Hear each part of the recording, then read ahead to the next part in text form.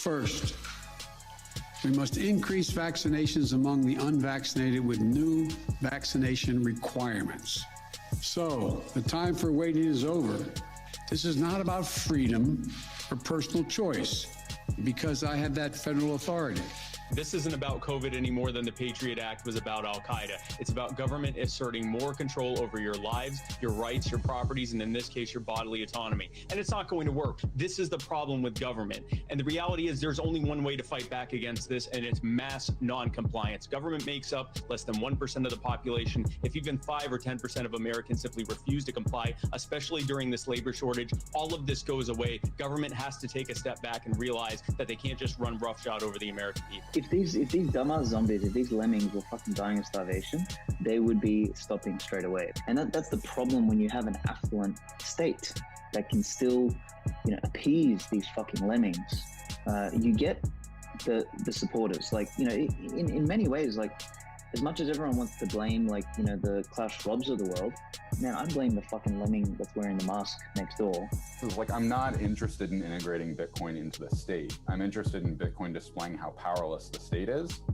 And so I much rather prefer a method of having them attack Bitcoin, showing how incompetent and stupid they are. This antiquated system's fucked. We have all these geriatrics that are making decisions to prolong their health by a couple of years at the sacrifice of the youth. This is all wrong and messed up. And it's time for us to dignify ourselves and say, we don't want this system. So to me, Bitcoin allows for us to attack the economic system, which is the most important component of how their whole system functions. And as it falls apart, I would much rather have us pretty much say, yeah, you guys are on fire, we're not going to save you, and too bad. It's just very important that the debt ceiling be raised in a timely fashion so that the United States can pay its bills when and as they come due. That's a critically important thing. The failure to do that is something that could result in severe reactions, severe damage to the economy and to the financial markets, and it's just not something that we could contemplate, that we should contemplate. I think we can all agree that the United States shouldn't default on any of its obligations, should pay them when and as due, and that no one should assume that the Fed or anyone else can protect the markets or the economy in the event of a failure, fully protect in the event of a failure. To make sure that we do pay those. That's when they're due. What more is there to wait for? What more do you need to see?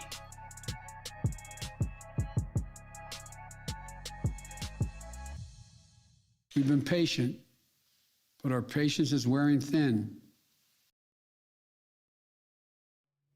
All righty, welcome to Toxic Airwaves. Wrong one. I'm stoked on tonight's episode. We're talking about debt default, how we're rooting for it, and yes, I'm stoked. Pal is wrong. A debt default would be the best thing that could possibly happen to the United States, at least for the people. We need to get over with this, and it's going to happen inevitably. And it's kind of like, the way I see it is, the inflation, central banking is like a drug. And postponing the debt default is kind of like postponing getting off the drug, getting off of heroin. Like, it's not better for anybody to continue on heroin. It's best to get off it as soon as possible. But yeah, how you doing tonight, Skeef? Doing good. I loved that clip of Mr. Powell. He looked particularly scared in that one. He's been, I don't know. I like watching videos of him where he's scared and doesn't have any idea what he's doing. And just most of them. It's pretty fun to watch. But, what? And that Kaysen clip, man, I love Eric Kaysen. Yeah, Kaysen's one of my all-time favorites. And yeah, well, speaking of fucking lemmings, exactly. I heard you encountered one at the farmer's market. That was by far my highest performing tweet ever, and it was the result of me going to a farmer's market. I went up to the beef booth, and there's a very nice older lady there, and in front of me was some yuppie in her 20s, wearing a mask. And I was even having a little trouble. Like, the lady was like kind of mumbling, but also wearing a mask, but also obviously semi-retarded. And I don't think the lady running the booth was even trying to like make a point or anything. But she just finally goes, I can't understand you. And she just like told her, she's like, you know, take it off or shop somewhere else. Like, I don't know what to tell you. I can't understand what you're saying. Cause I don't know. It was one of those I thought 5 people would like, and then, you know, it's at like 700 and counting or something like that. I forget, but it was nothing close to an influencer. That's a lot for me. Yeah, and I think you got like 600 likes or something on it, a bunch of retweets. Yeah. You struck a nerve on the culture war pretty good, and I think that's where a lot of the engagement comes from. Could be. I had a tweet that took off today too, which I wasn't expecting. I saw that in Detroit, they were doing some sort of like community gardening effort and had enough food to grow like 2,000 or enough food for like 2,000 homes, which I thought was pretty dope. Like that's something that I'm super stoked on, is that idea of you know, doing the local sourcing food locally. And apparently a lot of people like that I was bullish on Detroit, but I kind of see, you know, Detroit's, you know, an interesting story. And if you've ever gotten into Kelly Lannon's work, it's something that he talks about quite a bit, was how the way that we organize cities today is based on the way that Detroit was doing it with, you know, the highway system and building out these ridiculous suburbs. And it's part of the reason why the city collapsed. And, you know, the city planning is just done so poorly today. It's going to be interesting to see that happen. And, you know, Kelly talks a lot about Phoenix and because that's where he's located. But I think we're going to see that in a lot of places. And, you know, what Detroit has done since they've collapsed is they've completely renovated and changed the city a lot. And they're doing projects like that right in the middle of the city, which I think is pretty cool. Yeah. And definitely check out his newsletter. It's pretty awesome. I love when Bitcoiners have, you know, like stuff that they're passionate about that I don't know anything about. And then I can just totally hitchhike on all their hard work and just read about it and get it the easy way. Yeah.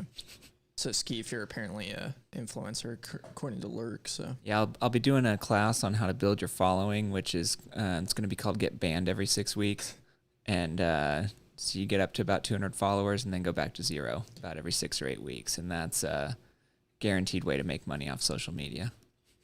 Twitter really doesn't like your weather takes, huh? Yeah. That was so funny. That was so funny. So if anybody is missing it, there was somebody posting pictures on Twitter that was getting trolled a little bit by Neil. That was a good one. Yeah. Seasonal weather updates. Seasonal. Came for privacy tips, stayed for weather updates. That's why I'm on. Or that one was J Pow Pow. His name. Yeah, that guy. That was pretty good. Neil had it. Yeah. Then Neil quoted Miley Cyrus. Yeah. Always a great person to be quoting. But yeah, we definitely do want a debt default. The public policy discussion I've been trying to get going on this is how long does a default or a government shutdown specifically have to last before I get to go hunting in a national park? So that's what I've been kind of soliciting answers on that. My guess is somewhere in the ballpark of 6 months, but I don't have a real solid read on that. Yeah. Because I want to shoot a buffalo in Yellowstone. Yeah, that'd be pretty dope. Bears, Yellowstone too. Tons of game. But yeah, on a more serious note, not that it's not serious. It's not. Yeah, I mean, the idea of a debt fault would be great in the sense like it really would force the state to roll back. That's what we would get because they wouldn't be able to do this ridiculous spending in the same way. Unfortunately, I don't think it would get us like fully to where we want to, where everybody just dumps U.S. Treasury bonds and then the state is just, you know, completely powerless because we live in this Ponzi world where everybody's so interconnected to each other in a negative way, in a codependent way, and you know, there would be a restructuring of the debt and everybody would still go and buy U.S. Treasury bonds, all the big money around the world. But, you know, for Tucson specifically, we would see massive collapse. And, I've been talking about this for a while. We had 6 of the 10 top employers in Tucson are government agencies that would be losing a lot of funding. And the entire city is essentially propped up on debt. So, for anybody outside of Tucson listening, a lot of your tax dollars are coming into the city to, fund our stupid economy. For whatever reason, it's just a giant GDP suck is what I've heard it described as. And so that would be pretty interesting. But what would arise from that? So, we're looking at a financial collapse inevitably at some point. We're looking at the state having some major funding issues. What comes after that is people are take initiative. People are very resilient, and they'll start building out this free market because the government won't be able to manage and regulate everything. And we're going to see actual real industry come in as a result of that in all of these places that have just been completely hampered by the bureaucrat that wants to tell you that you need to have this many fire extinguishers or whatever bullshit that that they're doing. So that would be exciting. I think it'd be a good thing. Well, there'd be a tremendous amount of pain and turmoil, but and I don't know. On top of that, it's like there's a lot of people that are under the just absolutely just completely misguided delusion that can somehow be avoided. That that all these shenanigans, like all these crazy games, money out of thin air, giveaways to bet, that all of that somehow is going to prevent the pain and turmoil, as opposed to making it like the longer this lasts, the worse it is, and just a little bit further out into the future that it goes. And so I don't know. I don't know. I definitely, anybody listening in Arizona, do not buy real estate until the collapse, because it's going to get real cheap once, I think you said 6 of the 10 employers. Like it's going to be real ugly around here, I think. And there's going to be a lot of, I would imagine, a lot of stuff on a pretty nice little sale. Like once Raytheon finally goes under, I plan to go to the garage sale that they host to auction off, whatever's left for pennies, I don't know. Yeah, pennies on the dollar.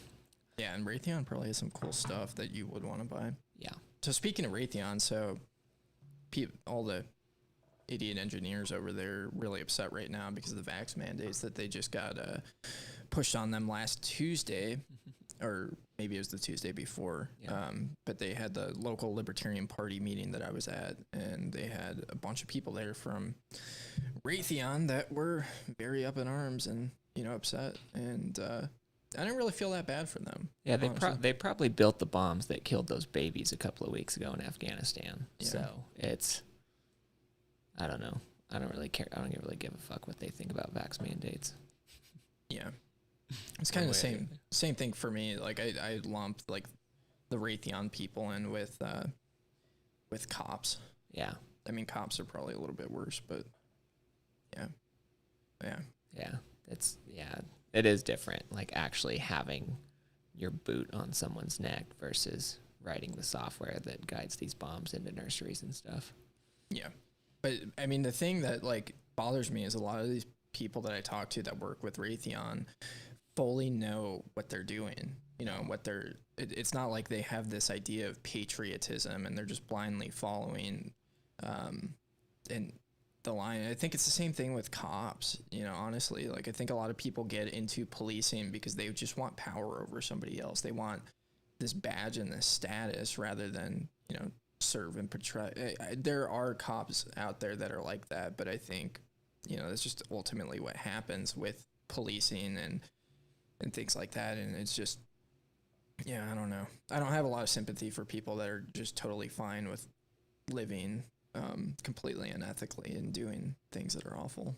Well, and it's like we were talking about a few weeks ago with, the guys that called in and were in favor of calling politicians and, talking to your politician, working with them, having lunch with Ted Cruz, whatever, is like the point I was trying to make to them, because I don't remember who it was, but somebody said something to the effect of, it's like they're good people at the end of the day. Their parents, they're husbands, their whatever. And my point was basically, if you're directly, complicit in killing children, I don't really care if you're a good dad or a good husband or a good, cousin, boss, whatever. Like, I don't know, like have this old school idea that there's good and evil in the world, and people are it's like being complicit in evil makes you evil, period. There isn't something that goes on the other side of the scale that makes it okay in my book. Yeah. But I don't know. I'm not even religious, but it is what it is. Yeah. I'm kind of with you there. I think a lot of things are black and white. I think you can get into gray areas for sure. But I mean, this is something that's so special about Bitcoin. It's like a lot of these people that are in these positions are just like living in slavery, essentially, like where they're just like mindless automatons, and they're like, I have to do this to support my family. And when you have Bitcoin, you build economic power in your life, and then you have censorship resistant, confiscation resistant money.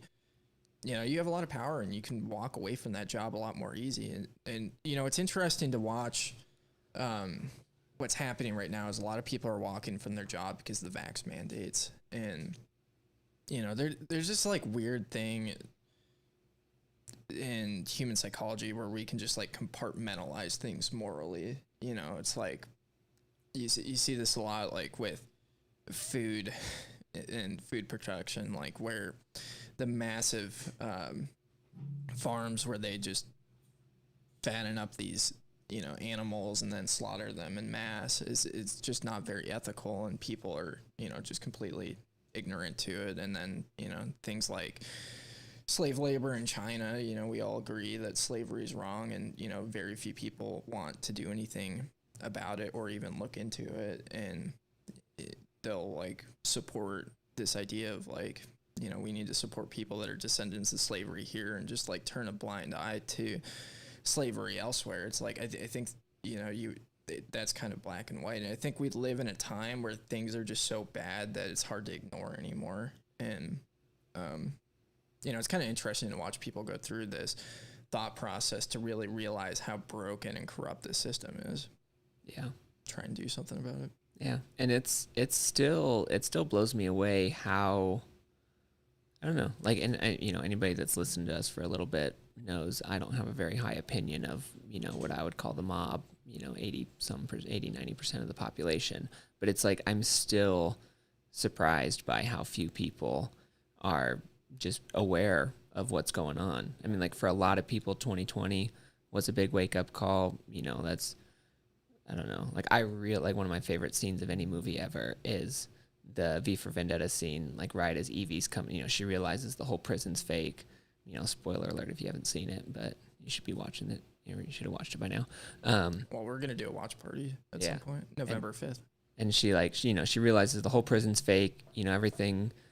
She was lied to, but it's like I don't know, just has this like that moment where she goes out in the rain and like has the whole experience and everything, and that. I've just met a lot of people who that was their experience of 2020, and that's extremely optimistic and encouraging. And at the same time, I see so many people who went through 2020 and, trust Joe Biden or, like all of these just completely insane things, or, or wear a mask outside. There's just a billion of these different things. And I just can't even talk to these people anymore. Like I had a friend recently, hadn't talked to him in a very long time. And I told him, he's one of those, I told him about Bitcoin at 3,000, 4,000, 5,000, 10,000, all along. I was just like, hey, you should buy some, you should buy some, you should buy some. Never did. Then he calls me up, and we had the whole kind of intro to Bitcoin thing. And he was kind of starting to argue with me. And I was like, I don't have time or energy for this. I was like, I'm telling you the way the world is today. I'm telling you how it's working, and I'm telling you how you unfuck your life. I'm not like, this is a one-way conversation. We're not like, I'm not going to sit here and argue with you. I've got so many other things that I would rather do. Like, I want to help you. I want you to understand what's going on. And then he was like, yeah, I don't know. And he finally got it. And then now he's reading the books I told him to read and that kind of stuff. But that's just kind of the approach I've taken is, You know, it's like, I want to help as many people as possible. I want to get as many people on board as possible. I want, you know, as many people to experience this freedom as possible. But I'm not going to argue with you. You know, if you've got this whole, you know, chip on your shoulder, you know better, fine. Okay. You know better. Go for it. I don't care. And that, I don't know, I don't know if that's the right approach, but seems like the most practical approach. But. Yeah, that's solid.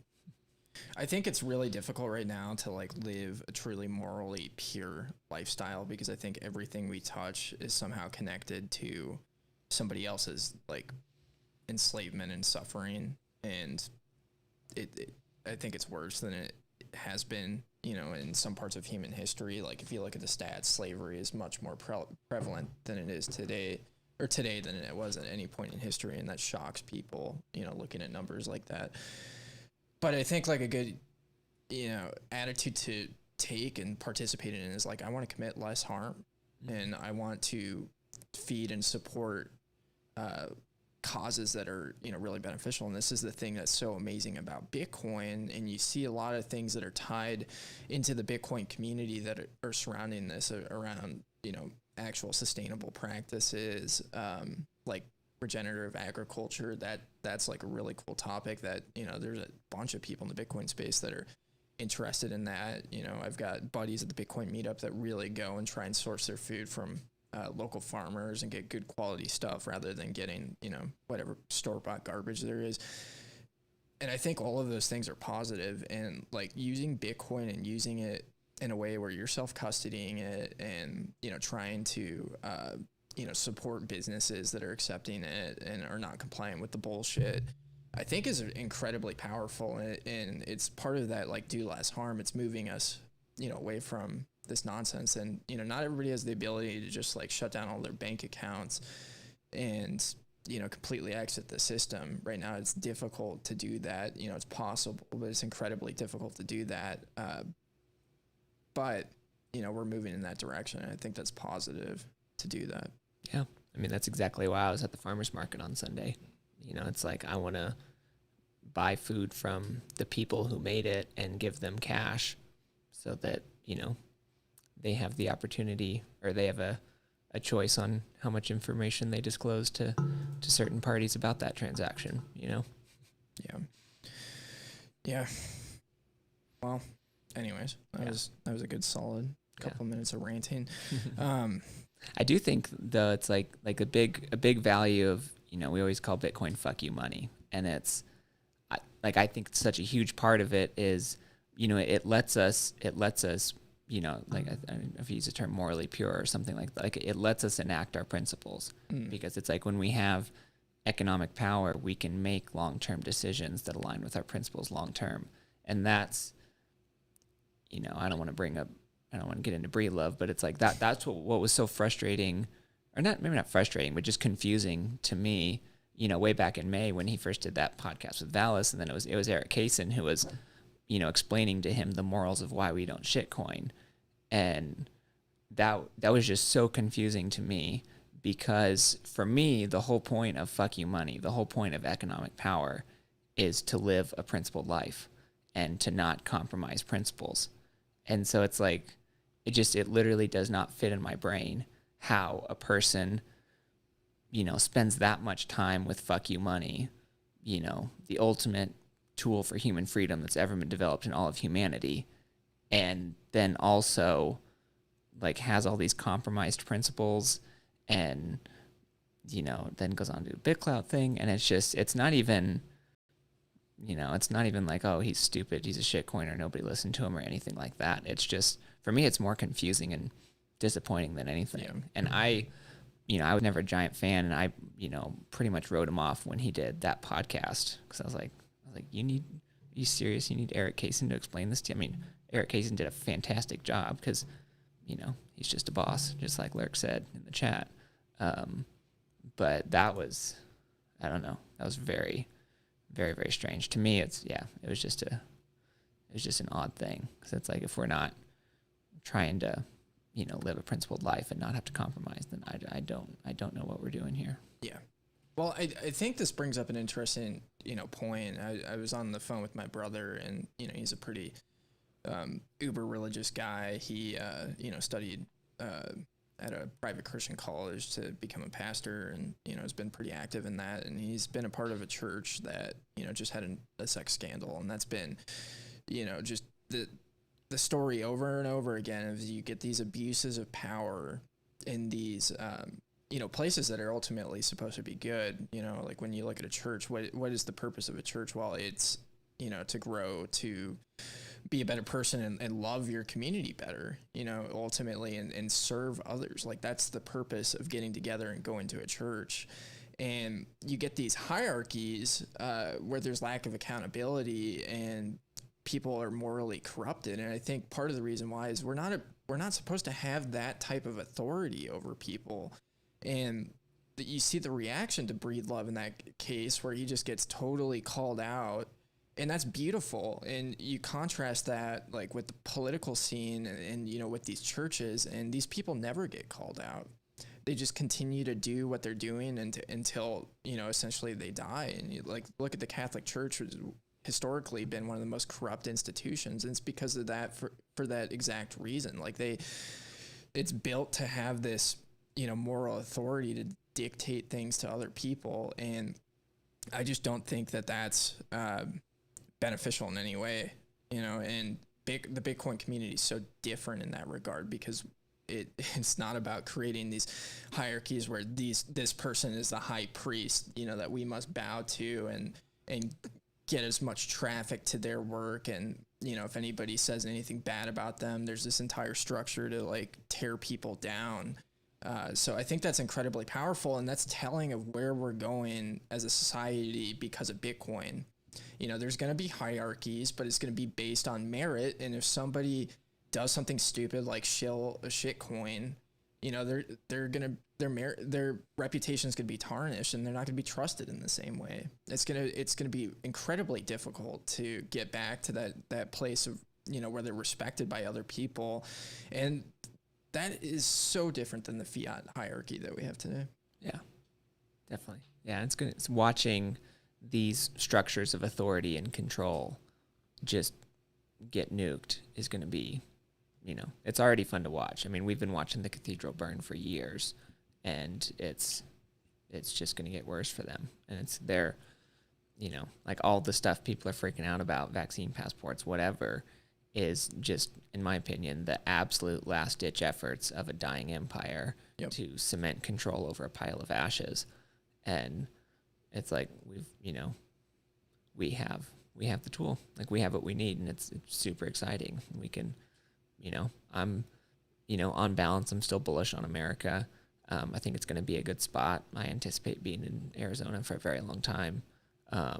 But that's not anything, it's not like my identity's wrapped up in that. If they go Soviet, then we'll exit, we'll go somewhere else. Yeah. Yeah. My attitude right now, I have a Arizona flag on my wall. I don't have an American flag, but yeah, I'm also bullish on America for that reason.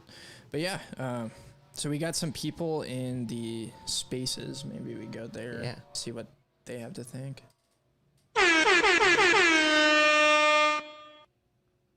No, we had a few people requested that left. I'm going to invite them to speak. Senor Maximilian, you got anything for us?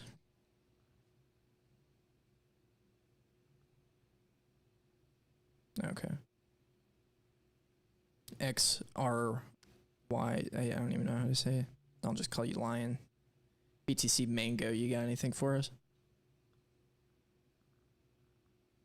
Oh, I have to unmute everybody. Yo, what's going on, everybody? Not much. How you doing? Oh, what's up, Skeef? Long time no talk. I know. How's the 3D printing world going?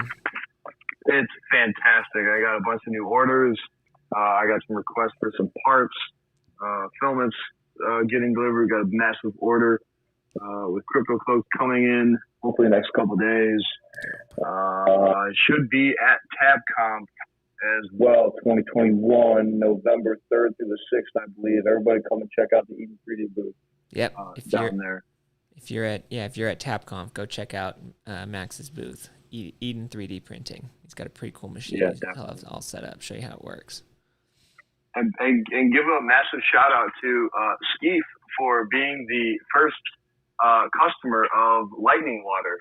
I know I haven't done much with that, but I told the OpenSats team we'll make a donation to them in the coming weeks. What's Lightning Water? So it's basically water that will charge you up. It's powered by Bitcoin miners. Bitcoin developers get some funding for every bottle that is sold, and the donations are going to OpenSat. So we gave away a bunch of water and sold some water at Bitcoin 2021 in Miami. Unfortunately, the shipment came like 1 day late, so I couldn't sell as much as I wanted. But Skeef was the first one to come through and make a donation. So thank you, Skeef, for that. And Tucson, hit the button. Yeah, there you go. Let's go. That sounds lit, dude. That's what's up. That's a good time. Yeah, I check just wanted, this out. Guaranteed I no haven't put up the fluoride, too. website. What was that? I said guaranteed no fluoride. I just made that up, but it's probably true. Exactly.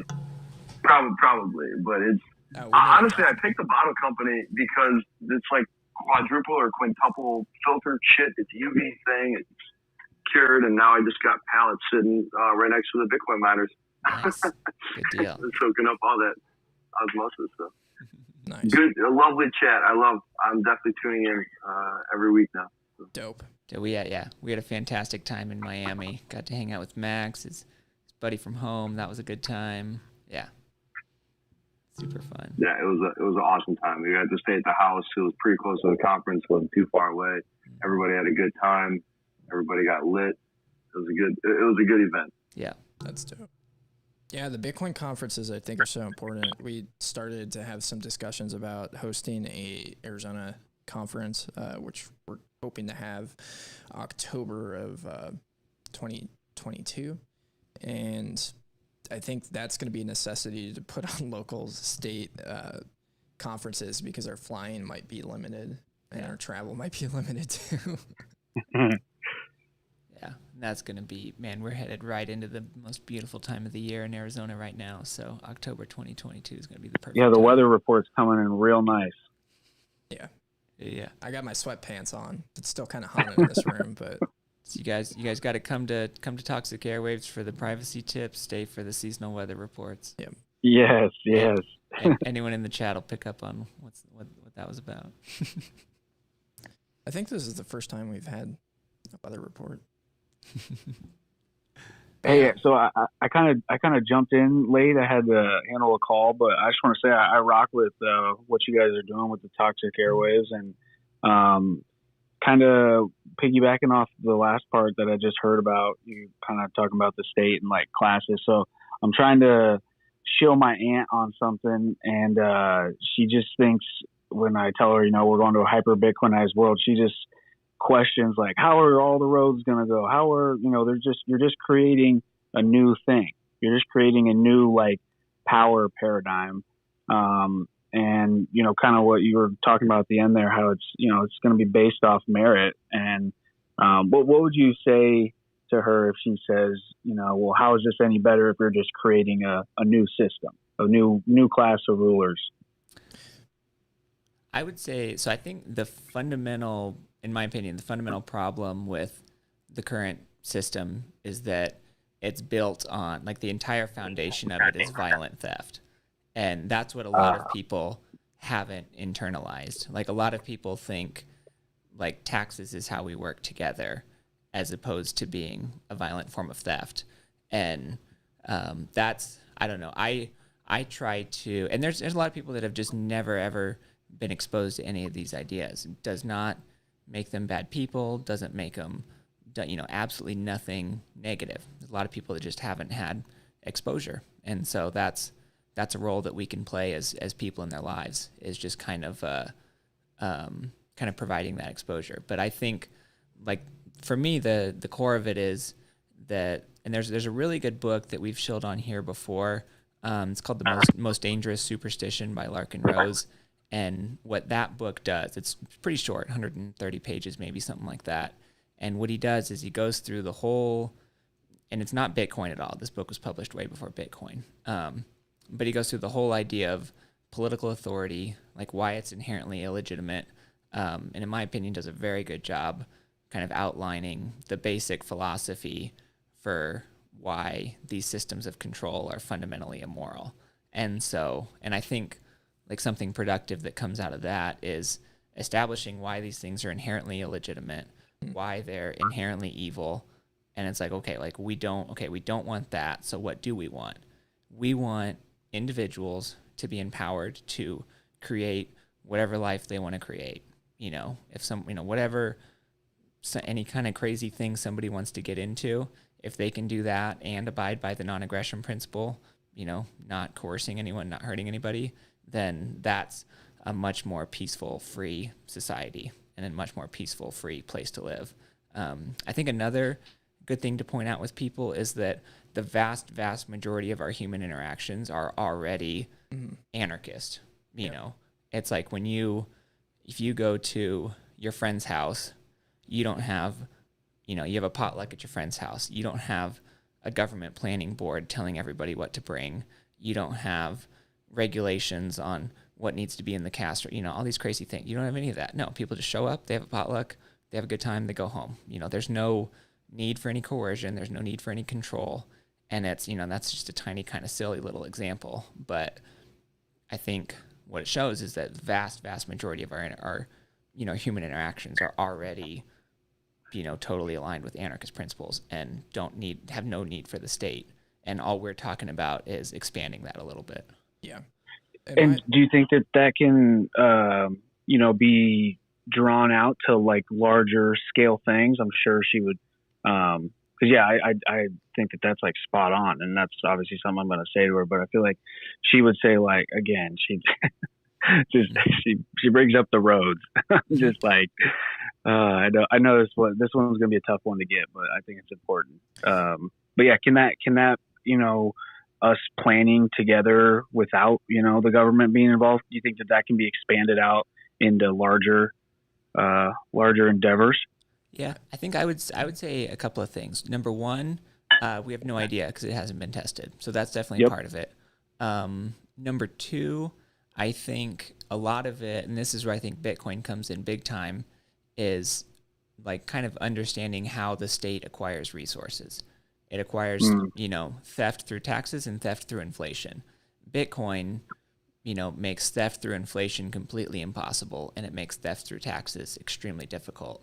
And so I think probably like if I was having that kind of a conversation, I would take it somewhere along the lines of just kind of like understanding the progression of Bitcoin, understanding, the implications of people having total sovereignty over their wealth, and then saying, so this entity that currently does all this stuff that some people think is valuable, some people don't, we could even be agnostic on that. Like this entity, its ability to accumulate power and resources is rapidly trending towards zero. And we're about to find out what the world looks like without that. And there's going to be pros and cons for sure. Roads specifically, there's a decent, pretty heavy book. It's called The Anatomy of the State. That's a Rothbard book. That's okay. Super short. No, that's a short one. What's the Liberty one? That's like 400 pages long. I'll have to look up the title, but Ethics of Liberty. And so that's a book that goes through a lot of the kind of nitty-gritty details of what different things look like. If there are no cops, what does private security look like? And yeah. I think, when somebody asks me about the roads, I like to walk them outside or have them look at like a Google Earth map and point out all the buildings that were created based on, private equity, and, point out the driveways were built without the government. And, if people want to get places, they can fund and build the roads. And, it's interesting, like kind of going back to what Kelly Lannon was talking about, is this idea of like, city development being based on what's profitable, and how that's so different than what we have today, where you just have a bunch of waste that's created in these suburban nightmares. that happen. You know, if a business owner has a business, they're going to fund the road, and then you imagine like how better they'll be able to pay for these things if you don't have the state coming in and skimming all of this money and burning 2/3 of it doing, you know, nothing. And then, yeah, I mean, you look at the way that markets work, and this is a really good, you know, explanation for people too, is you have billions, trillions of decentralized interactions happening all the time, and there's no way for the central planner to really be able to organize or understand those. And you just have to, the market is most efficient when you just allow it to happen, and for all these people to make these decisions on their own accord, rather than to have some bureaucrat sitting in an office and they're like, oh, well, inflation's running hot, so that means that we need to hike this up, or, you know, place a tariff on this, or, you know, whatever, subsidize, you know, soy. And, you know, these things are, you know, inherently self-correcting, but yeah, I don't think we're gonna have like large countries in the same way, and I think it's gonna be smaller collectives operating and interacting with each other. The transition to that, I think, is gonna be rough, because you got like these idiots in Portland that think that they can create this stupid communist system, and things like that are gonna fail, and so we're gonna have a period of experimentation with different concepts and ideas that's going to be a lot more natural. People are going to do a lot of different things versus what's happening today, where you have all these countries that are, you know, operating kind of in tandem because of the way that the monetary system works, you know, with the way that, you know, the US has been able to go and meddle in everybody's business, as well as other, you know, central organizations. So I think it's going to be a lot more natural. You'll have the Portlands that are, you know, nightmares, and then you'll have other areas that I think are a little bit more natural and free. And I think the nightmares are going to be short-lived, because one, you know, people are going to leave there. They're not going to want to get shot up against the wall because they, you know, didn't approve of something, you know, being taught in school or whatever. And then, you know, two, they're just not going to be economically feasible, because they're not going to be propped up by a printing press and inflation. So it's going to be an interesting transition. The Sovereign Individual lays this out a lot, but you know, these things, they're gonna happen because this is human nature. It's natural. Capitalism is ultimately the most natural way for markets to exist. You know, the central planning is super unnatural, and I think anarchism is the natural order of things, of people organizing locally rather than looking to you know, a leader. And whenever you see these unnatural things, you get these bad side effects in our society, like abuses of power. And, you know, ultimately what's going to lead us to a different form of governance is the technology that we have today. It's the internet and it's Bitcoin. So I see it as an inevitability. And, you know, a lot of people won't see it that way, but, you know, when the state fails and there's no police protection, and roving groups of people are, you know, running around trying to steal your stuff because everything's in disarray, private policing is going to make a lot of sense. Yeah. And when you don't have money to build the roads, like, people are going to start doing it themselves. Like, this is kind of an inevitability, unless, you know, for some reason Bitcoin fails and they get their central bank digital currencies, but I don't think that's going to happen. So, yeah. And if there's tons and tons of people who want to go from one spot to another, you know, whoever enables that has a pretty nice business opportunity, you know, a good way to make a lot of money. Yeah. It's just like one small example. Yeah. The thing that makes me laugh about people making the, you know, who's going to build a road comment is they don't understand right now that private contractors are the ones who are physically laying the stone and the pavement and bringing in the rollers. The state or the city just provides the check. Now, again, that's where we're going into that discussion of how do we, you know, cut off, you know, that head of the snake of, you know, where the state is funding their money. But at the very end of the day, only like, I mean, just here in the Midwest, I can't, you know, say anywhere else. I'm very close to Detroit. So let's make it up, maybe 5% of all actual road work or just infrastructure work itself is done by state workers, but 95% is done by outside private contractors, people, ergo professionals. Okay, not the lazy guy, on the side of the road, one guy digging a hole and 7 guys standing around holding up one shovel and saying, "Yeah, he's doing a pretty good job." That's a state worker job. But most roads, if not all, are built by private contractors. They're funded by the state, of course, and then that's the crux of the issue. And the price tag is orders of magnitude higher. Like there was, I'm trying to remember which bridge it was. I think it might have been the Golden Gate Bridge. It was either that or the Bay Bridge, one of those. But anyway, there's a bridge in California that was originally built in like the early 1900s, and the price tag was X.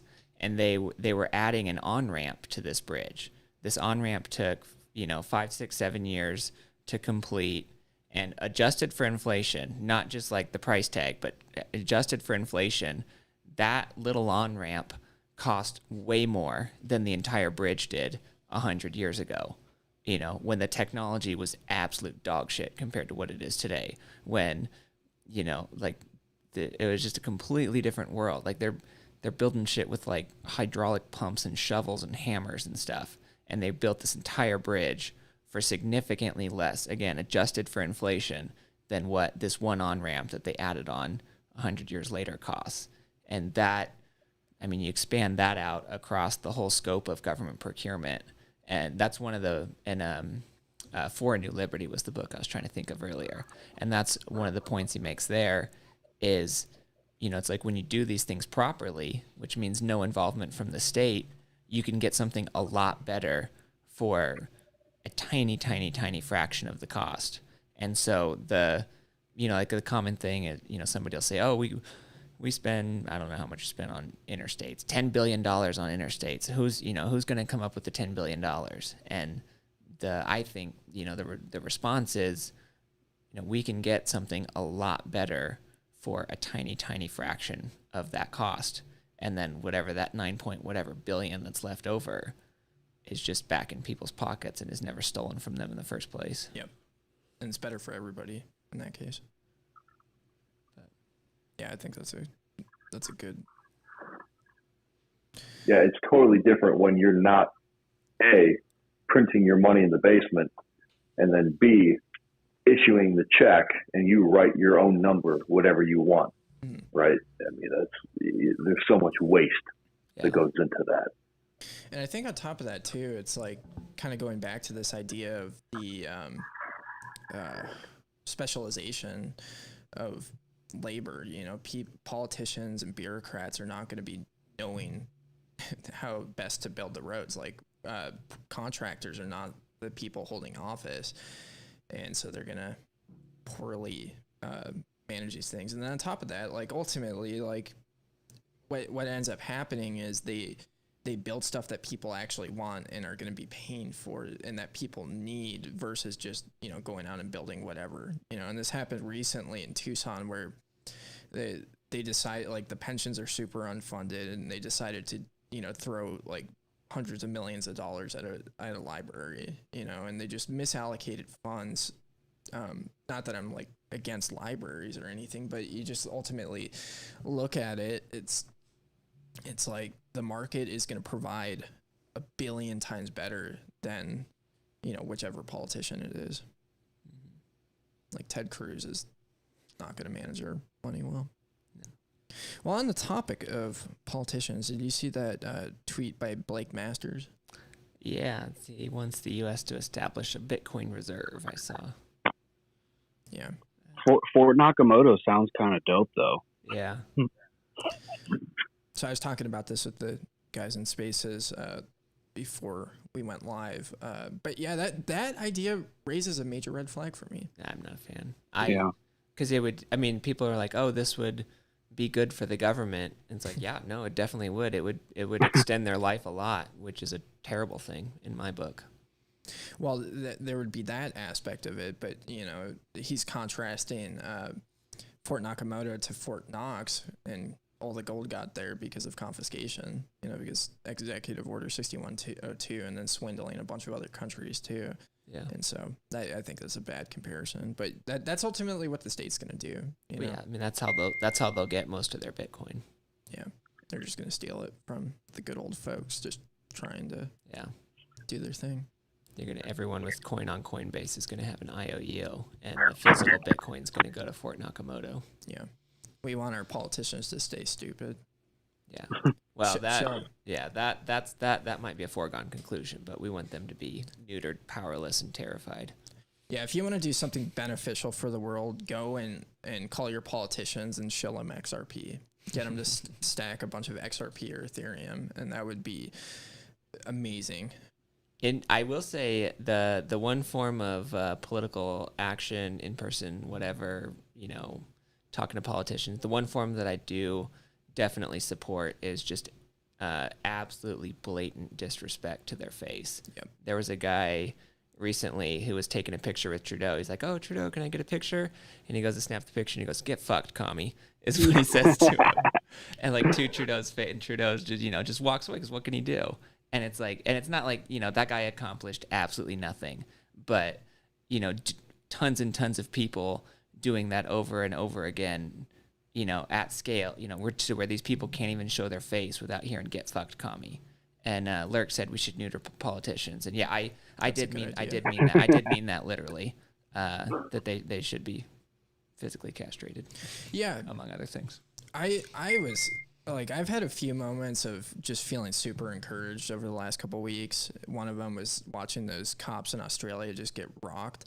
Yeah. The other one was Hillary Clinton was somewhere in Boston, and you know, these good old Boston people were screaming at her, you know, calling her pure evil, asking her how many people she's killed, how she feels about the blood on her hands. And I think that stuff is absolutely fantastic. I mean, it's just beautiful. Like ultimately, like, why are we propping up and giving these people any sort of legitimacy, the people that are stealing from us and treating us like shit? You know, and we were joking last week about calling our politicians, and you know how that prevented us from having a $300 reporting requirement to the IRS on every bank transaction, and how it's up to $600. You know, it's like these are the people that we're looking to. Like this Blake Masters guy, I looked into him a little bit,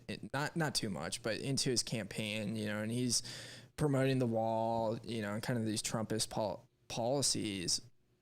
You know, and I just can't help but think every time I look at that wall, like that wall might be trying to keep us in rather than out, or other people out. And, you know, we just have to like look at it like regardless of who it is,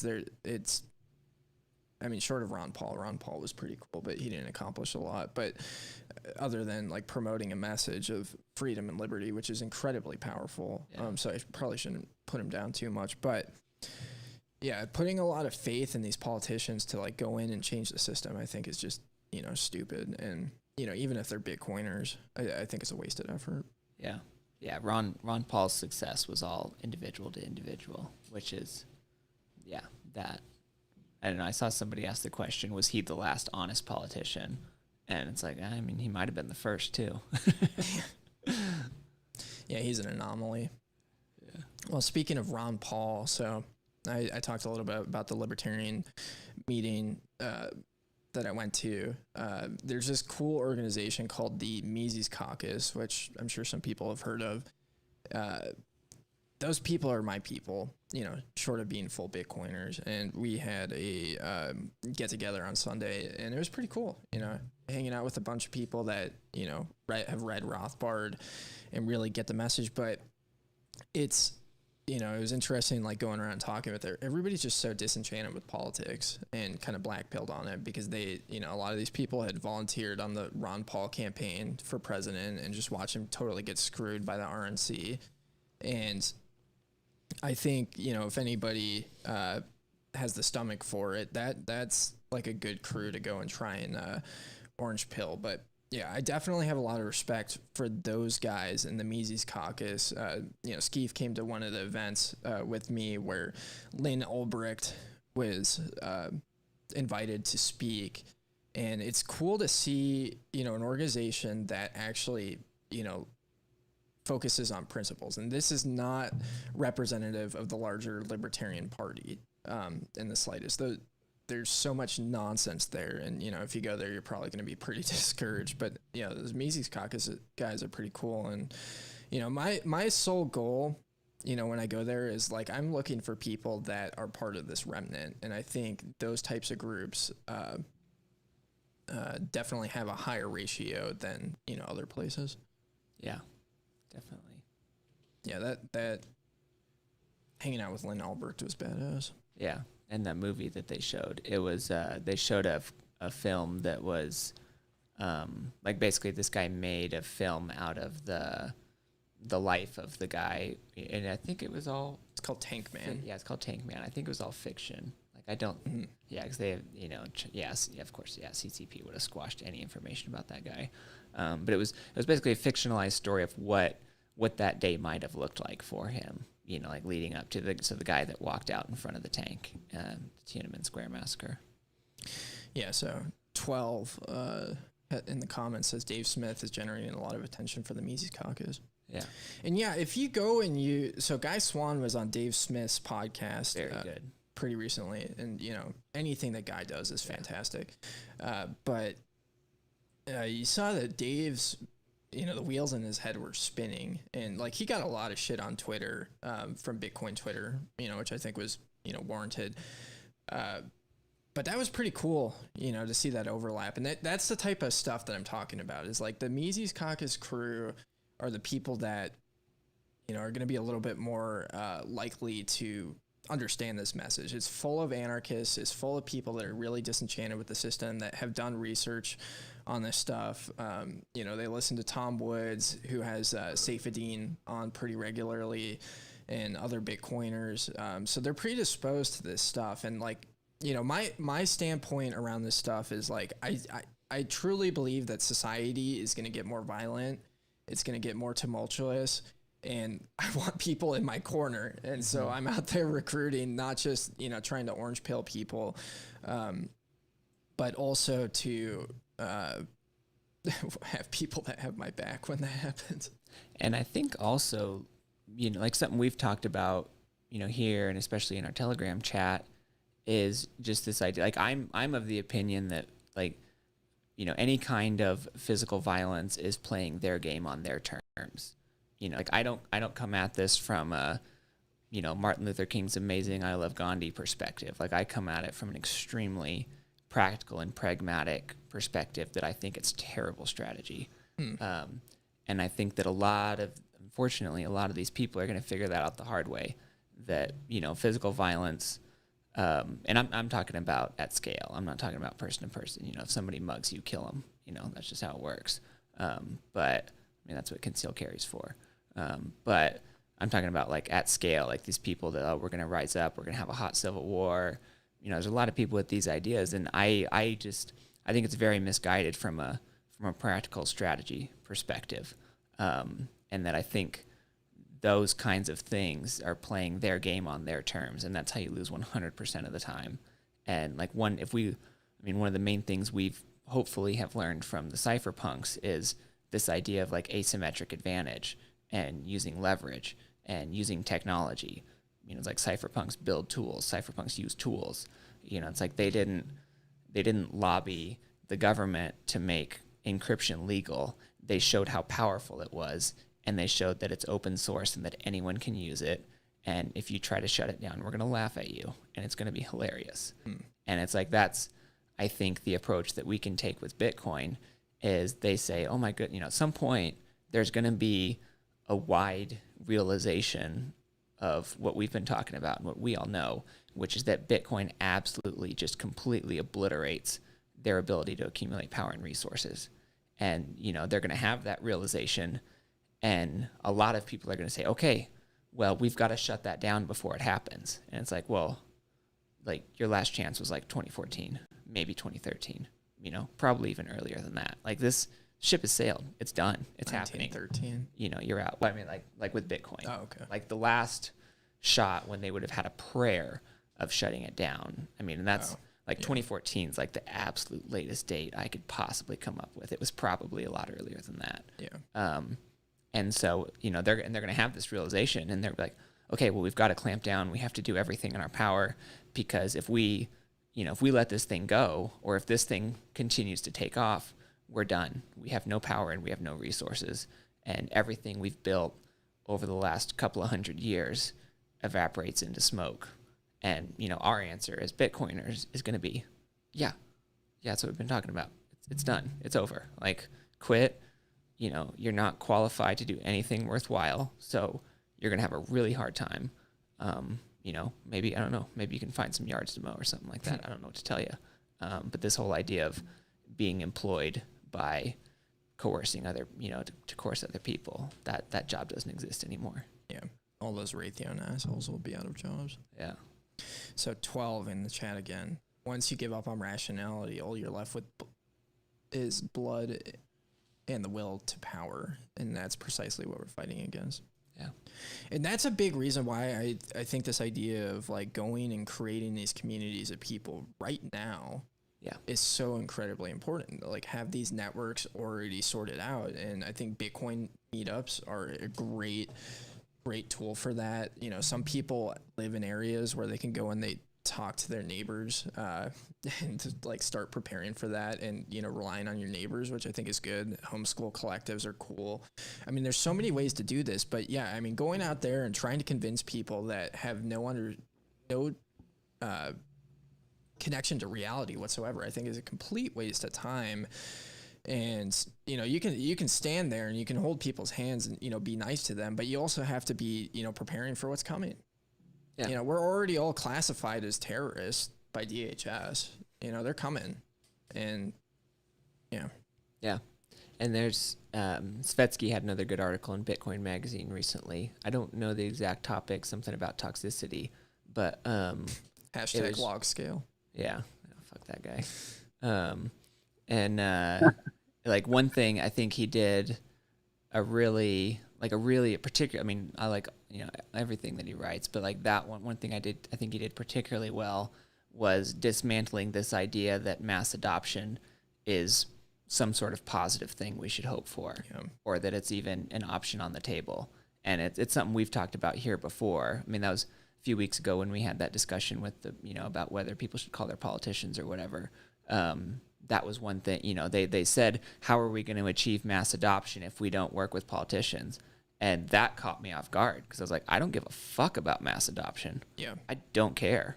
I care about, you know, unleashing human flourishing and, you know, this tool being used and us having sovereignty over our wealth. Like, gotta have the adoption for it to be used, though. I don't think so. I think a tiny percent of the population will ever hold their own keys. Like, I think most people will benefit from Bitcoin by society changing under their feet, and will never actually adopt it in any kind of meaningful way. Really? Yeah. And I think it's and it kind of ties into this, and that article that I was referencing too, kind of goes through the idea. But no, I mean, yeah, I would be like, if we could get 3 to 5% of the population like actually using Bitcoin, holding keys, that would be just the most astronomical success beyond, I think, anyone's wildest dreams, what that would produce. I think it's super doable, because you have like so much of the world's population, like probably not in America, but like in other countries, is under like a strong enough dictatorship or like strong enough oppression that they're like much more greater incentivized to like understand that part of Bitcoin, and like, you know what I'm saying? Like, they're not just gonna have all their coins on an exchange because their government. That's no different than banking, like, for real. They're gonna be incentivized to hold it themselves because their government is like so shitty, they'll just take their money. And I think, in my opinion, just yeah. What's interesting about that is, like, you have places like Venezuela, because you have a large subset of the population that promotes and supports and props up that system. And that's the only way that these societies function. And so I think even in, these countries that are experiencing large amounts of inflation and have totalitarian governments, like the remnant is going to be the first people that adopt it. And I think the remnant, like, I think there is going to be a large portion of the population that is using Bitcoin in the future. But the remnant's going to lead them there. It's going to be the people that have the foresight and the knowledge and the willingness that go and understand what the problem is and begin utilizing the most powerful tool for freedom that we have. And, that's going to shift, the mass ultimately. But I think the system that we have today where we allow the masses to control, everything is just, super bad. I mean, it's like, that's fair.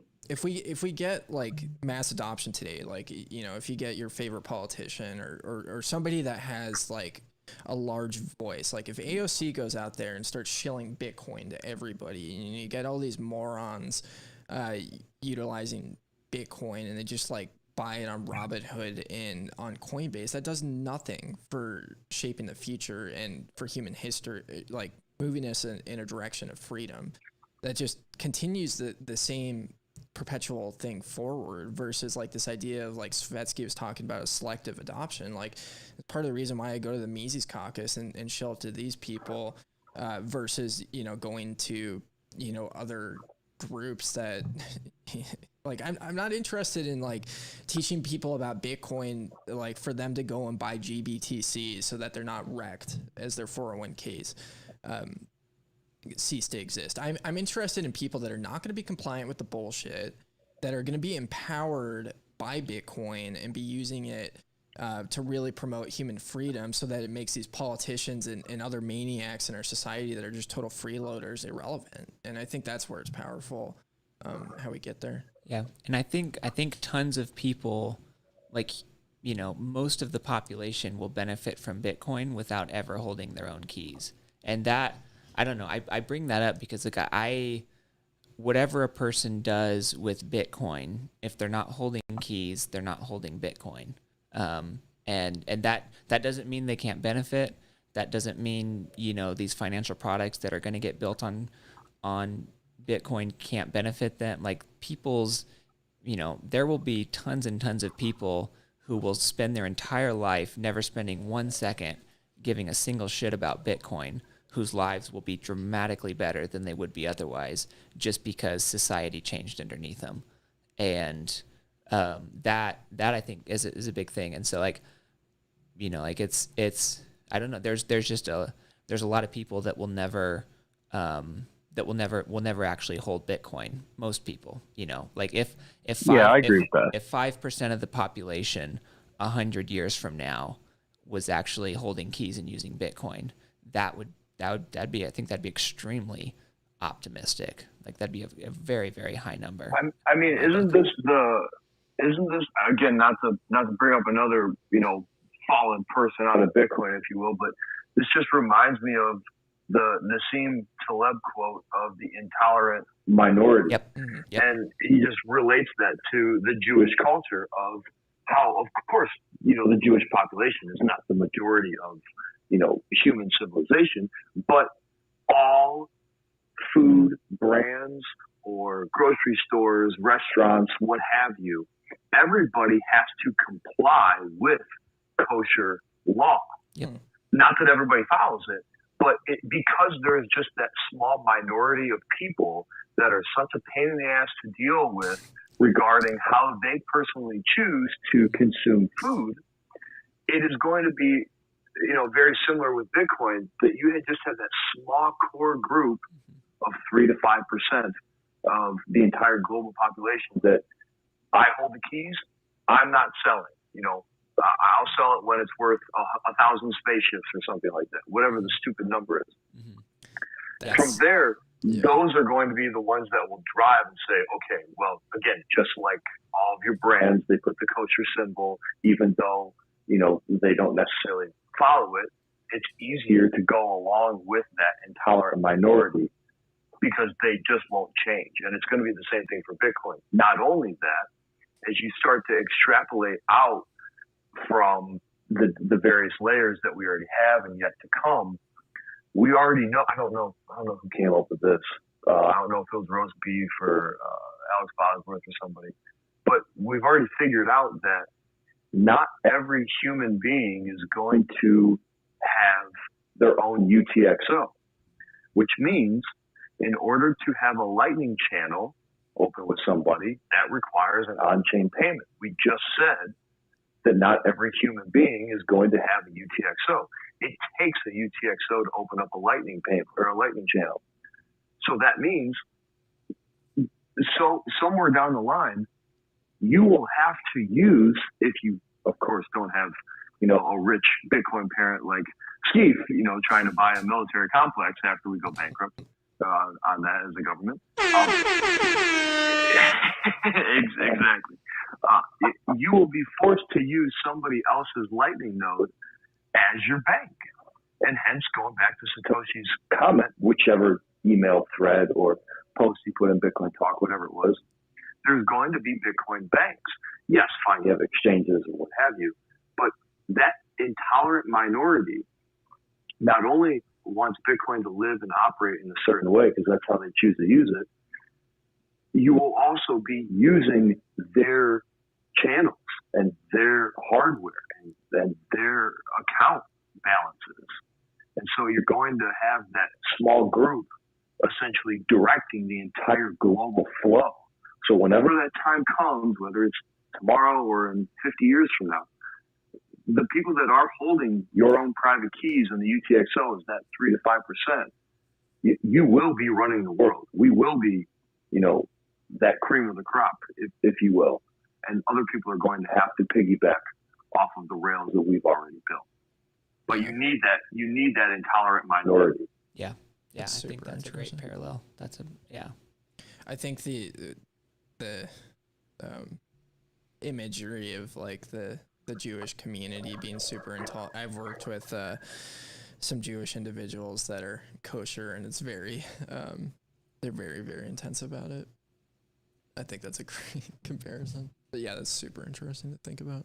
I have a quick question. Yep. Why couldn't everybody get a UTXO? What's the thought process behind that? Just it's too expensive. All right, first of all, I have a question for you. How is your grandma doing? She's doing good. All right, good. I love your grandma. She's a wonderful lady. I agree.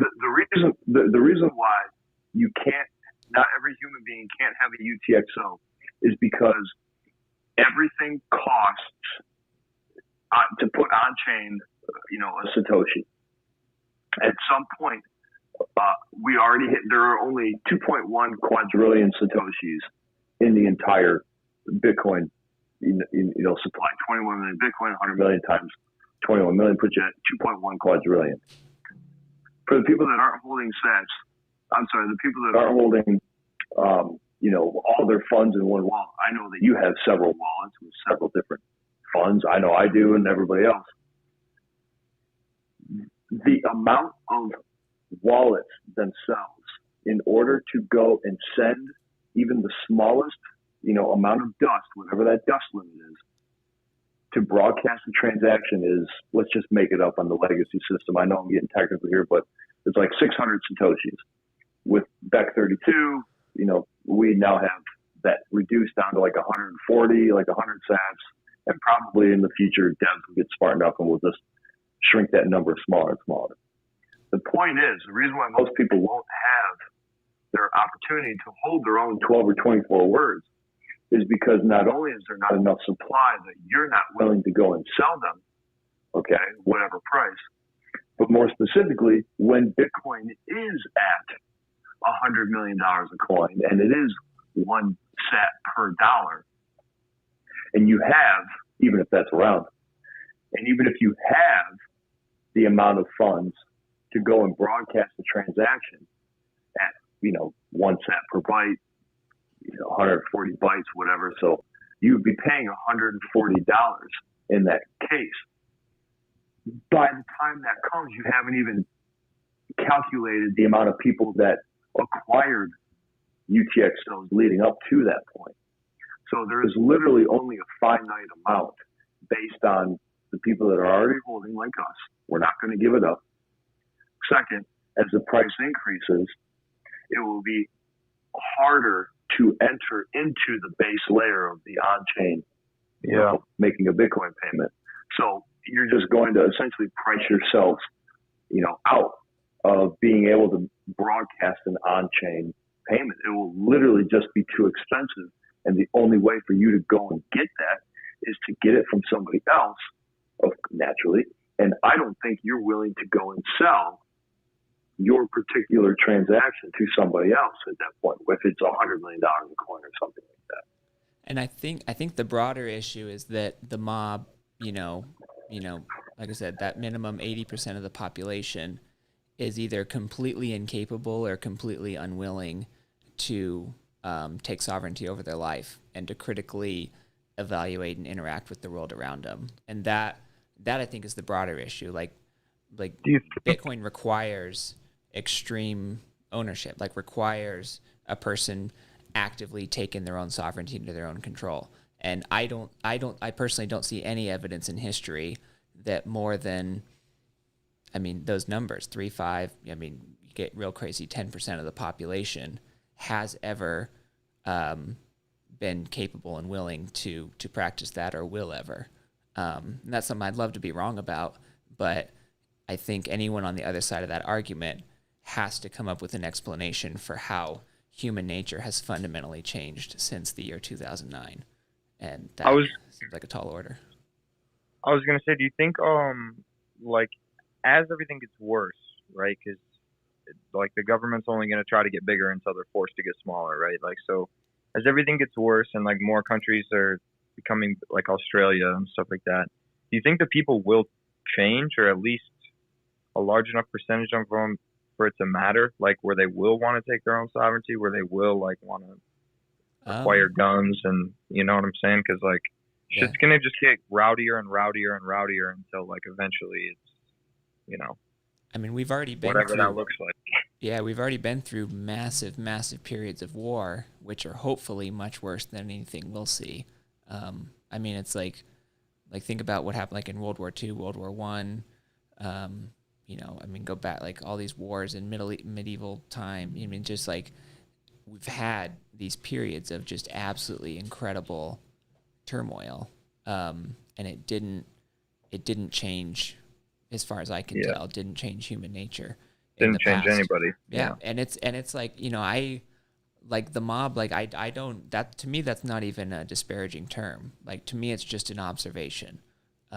It's there's just a huge portion of the population who, like I said, is either incapable or unwilling to critically evaluate and interact with the world around them. And that, like I said, that kind of what we're talking about at the very beginning, that doesn't make anybody a bad person, doesn't make them eat. It's an observation, just like trees have leaves and fish can swim and, whatever. It's an observation about how, the natural order of the world seems to work. And obviously we want as many of those people as possible. It's if somebody comes up to me and says, I heard about Bitcoin. What is it? If they're not a dick, I have all the time in the world. I want that person to be empowered. I want that person to be free. I want that person to hold their own keys. I want, all these things for them. But my reading of history suggests that of only a tiny percentage will ever actually act on that. Yeah, and I think what it comes down to too is it's going to be done differently in different places. We could say since democracy came into the light that things have gotten worse because we've seen much larger scales of conflict. You look at World War I and World War II as just primary examples. So. But I think there's going to be different parts of the world. There'll be the Australias, but then there'll also be places that are much freer, and it's going to be interesting to watch it play out for sure. But I think ultimately, what's going to happen is the central planners are going to fail because it always fails. It's just a really poor system. Things have to be done in a decentralized manner, and over time, that's where it's going to get. But there's going to be this period of flux as people are trying out different forms of governance, where they're trying to use these AI social credit systems to run and manage society, I think it's going to fail. I don't think like we're ever going to be capable of having a computer that's so incredibly smart. It's going to be able to manage all of these different people. Not at least for like 100, 200, 300, 400. I don't know how long, if ever, but yeah. Man, we're having a pretty brutal argument going on in the chat right now. I didn't catch quite all of it, but are there? Yeah, Zorn and/or 12. If you want to jump in the spaces, feel free. So if you want to elaborate, yeah, kind of going back to what 12 was saying, he doesn't buy the idea that Bitcoin will be the only money, and that's definitely like an interesting one. Nick Bhatia kind of talks about that in Layered Money a little bit, how there might be different monies. We're gonna see side chains on Bitcoin. We already have side chains. There's this whole discussion of drive chains, which Skeef and I are kind of against that topic, but there's some people that are for it. So there's going to be a lot of different experiments that are had, and it's going to be interesting to see. One community that I'm a part of, or kind of on the outside of, and observe, is this community that believes that everything digital is evil and bad, and that the solution is like local currencies. Kind of the same idea as like going back to silver and gold, but having it issued by like private bank or private organization on a more localized level. So I think we're going to see that stuff talked about for sure, or at least implemented, but I don't think it's going to work very well. Yeah. You got any thoughts on localized currencies?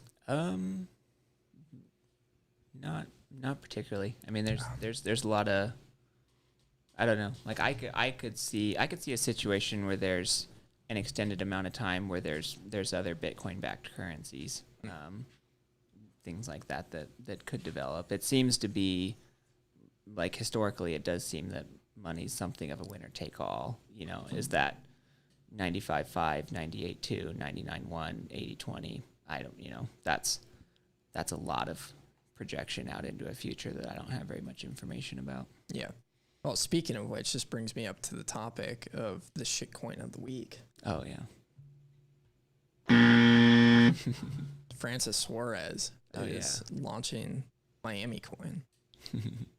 We have a buddy who's real heavily involved in all the stuff going on in Wyoming, and he was at the hackathon this weekend and was talking about how everybody was just so happy about Miami Coin because they're in Wyoming. They're like, oh, thank you, Miami, for taking yourself out of the running for being a Bitcoiner place. Like, we got this. Like, between Texas and Wyoming, like we want to be. I mean, Texas is bigger, obviously, but Wyoming's a good spot. It's a great state. I know a lot of good people out there. Yeah. I mean, it seems like a pretty bad idea. I looked at it briefly, and like the whole concept of it is like anybody can mine it, which I think is a horrible idea. I mean, if you're going to run something like that, it needs to be a federated system so that it's not as easily co-opt. I mean, just, I wonder what the mining algorithm is going to be. Yeah. It's going to get 51% attacked pretty quick. Yeah. Ben the Carman had a good tweet today that I should just look it up and read it, but it was something to the effect of AWS, Amazon Web Services, has all the, let me just look, I'm going to fuck it up because he worded it perfectly. I just need to find it. Congratulations on ratioing, Ben. That was pretty funny. He's one of my favorite people. He's fun. Yeah, Ben is one of my favorite people on Twitter. I unfortunately haven't met him yet, but you don't want to meet him. He's a little smelly. Here's the tweet from Ben Carman. Fastest Bitcoin sidechain. It has better uptime than all smart contract platforms and the same censorship resistant properties. And he said it also supports many more programming languages. And that, I don't know, a lot of people, I don't know. Isn't that the truth? Oh no, it's like, absolutely true. It's 100% true. Absolutely. Yeah, and that's like all these people working on shit coins and these BIP 300 types or whatever. They don't like that kind of stuff. 'Cause they're like, no, Amazon's bad at centralized. Yeah, no, so is your thing. It's like, but that like the super smart line that I particularly liked is he says, and the same censorship resistant properties. because, you know, anything on AWS, you know, if Jeff Bezos wakes up in a bad mood, you're done. I mean, that's like that's one thing you know, when I have the misfortune of talking to an Ethereum person, that's what because my background is that kind of stuff, you know, like cloud infrastructure, software development, that kind of stuff. And, you know, just kind of walking them through how a minor little policy change at Amazon could nuke all these companies. I mean, it's like, and it wouldn't even, you know, they're not even resistant to the state. I mean, they're not even, you know, let alone not being resistant to the state. They're not resistant to one random company. And, you know, it's, I don't know. There's a lot of people that don't realize that. I mean, like all these major nodes, these Ethereum nodes, they're all on AWS because, you know, it's like that's something Jimmy Song does a really, really good job pointing out. Yeah. Is that the people working on this are not technically competent. Like Vitalik is not a smart guy. Like these are not particularly intelligent, accomplished people. Like the people who are technically competent have already moved over to Bitcoin. I mean, like you talk to these people who, I mean, like one good exercise is to go through the process of just looking at what it takes to launch an ERC20 token. Like anybody who can fill out a Google form can launch an ERC20 token. It's hilarious. And it's like these people, you know, like they masquerade as the, you know, the technical geniuses building the new world. And, you know, the people working on Bitcoin are just a bunch of Luddites who aren't into new technology. And it's like, no, it's the people who have done the work to understand the trade-offs and understand how network security works and all these different important things. Those people are working on Bitcoin. They're not working on Ethereum because it's like they, you know, it's not hard to, you know, to see the flaws and how these things don't work. And it's like, and it's all that stuff compounds to make a situation where it's just centralized garbage. And, you know, you have Solana coming out. I don't even know exactly what's different about Solana, but I know it upsets the Ethereum people because it's, I guess they view it as competition or something like that. And it's just these not terribly accomplished, not terribly bright people playing a bunch of stupid games. And so, I don't know, like kind of going back to the BIP 300 thing, you know, it's like that's one of the big selling points of BIP 300 is that, you know, Bitcoin is, you know, at risk of all this competition from altcoins or whatever. And it's like, that is such a profound misunderstanding of Bitcoin's value proposition, in my humble but definitely correct opinion.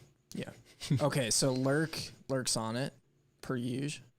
Why isn't that popping up? Okay, so this is exactly what I was thinking. Yes. So we have another moronic shitcoiner to talk about this week. So, good old Rug Pal got roasted by Sailor, and it was absolutely amazing.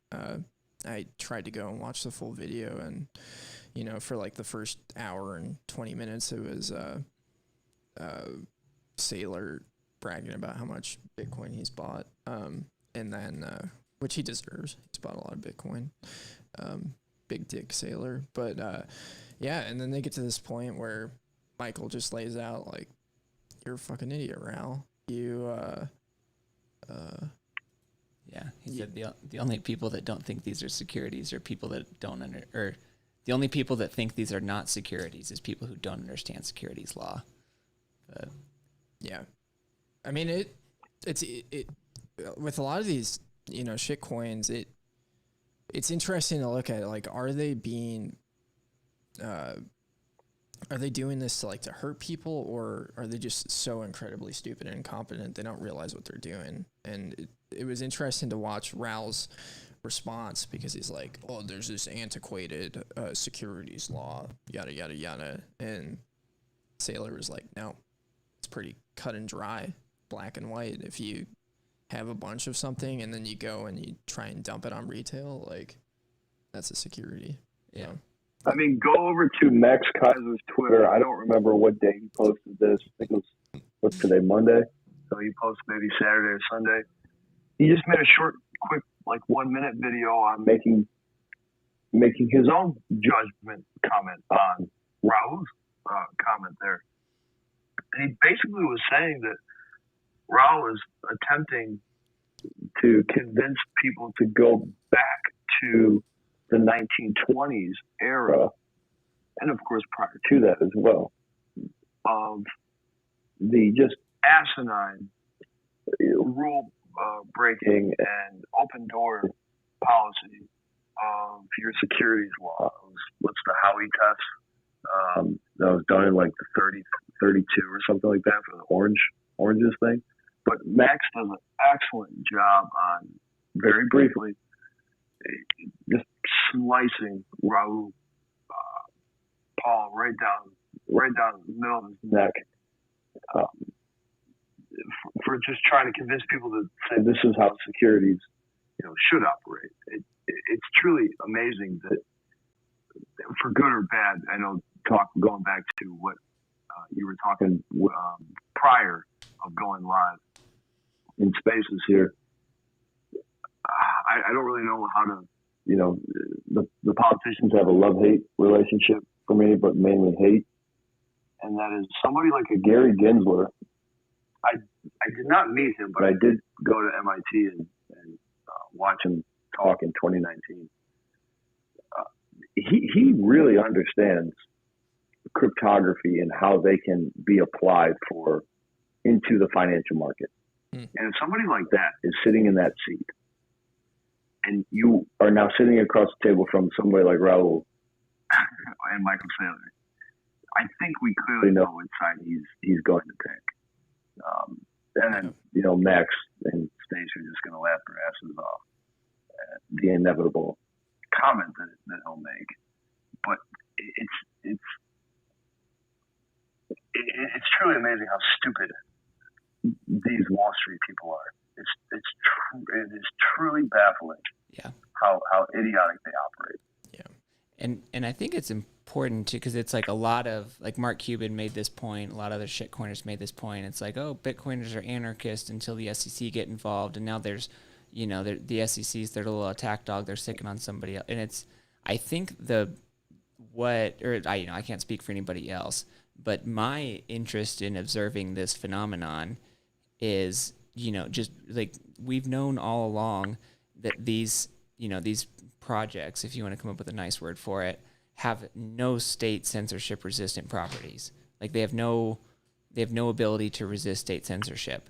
And so for me, it's an observation of, okay, yeah, now, like, they're being censored by the state because they have no defenses against it. Like, that's just an observation. If I could burn the SEC in a literal fire yesterday so that it doesn't exist anymore, I would do that in a heartbeat.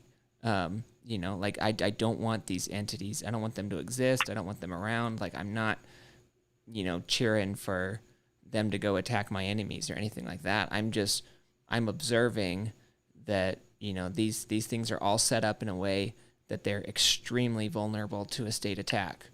And it's like, yeah, and now a state attack is coming. So what did you expect? And so to watch, all that to say, to watch Raul Paul squirm, and then when he tweeted his portfolio out, 5% Bitcoin, 70% Ethereum, 25% other, I was just like, oh my God, that is the most, like, I literally want to frame that and just, like, look at it periodically, because that's just beautiful. Like, knowing, make it as an NFT on Ethereum. That would be hilarious. Like, have somebody else pay the fees. knowing that an awful scam of a fraudster human being like him is about to get absolutely fucking wrecked is awesome. Like, I love that. I wish he didn't take so many people down with him. I wish he was just kind of off on his own island and got wrecked all by himself and didn't have all these people he was lying to about everything. But I don't know, take your wins where you can get them. I kind of have a feeling that his Ethereum allocation is going to be a lot smaller here in the near future. Yeah.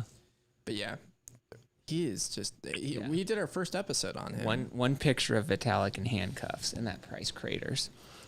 We did our first episode on good old Rug Paul, an ICP token. Oh yeah, that's true. Yeah. I wonder what that's trading at. I'm going to look that up real quick.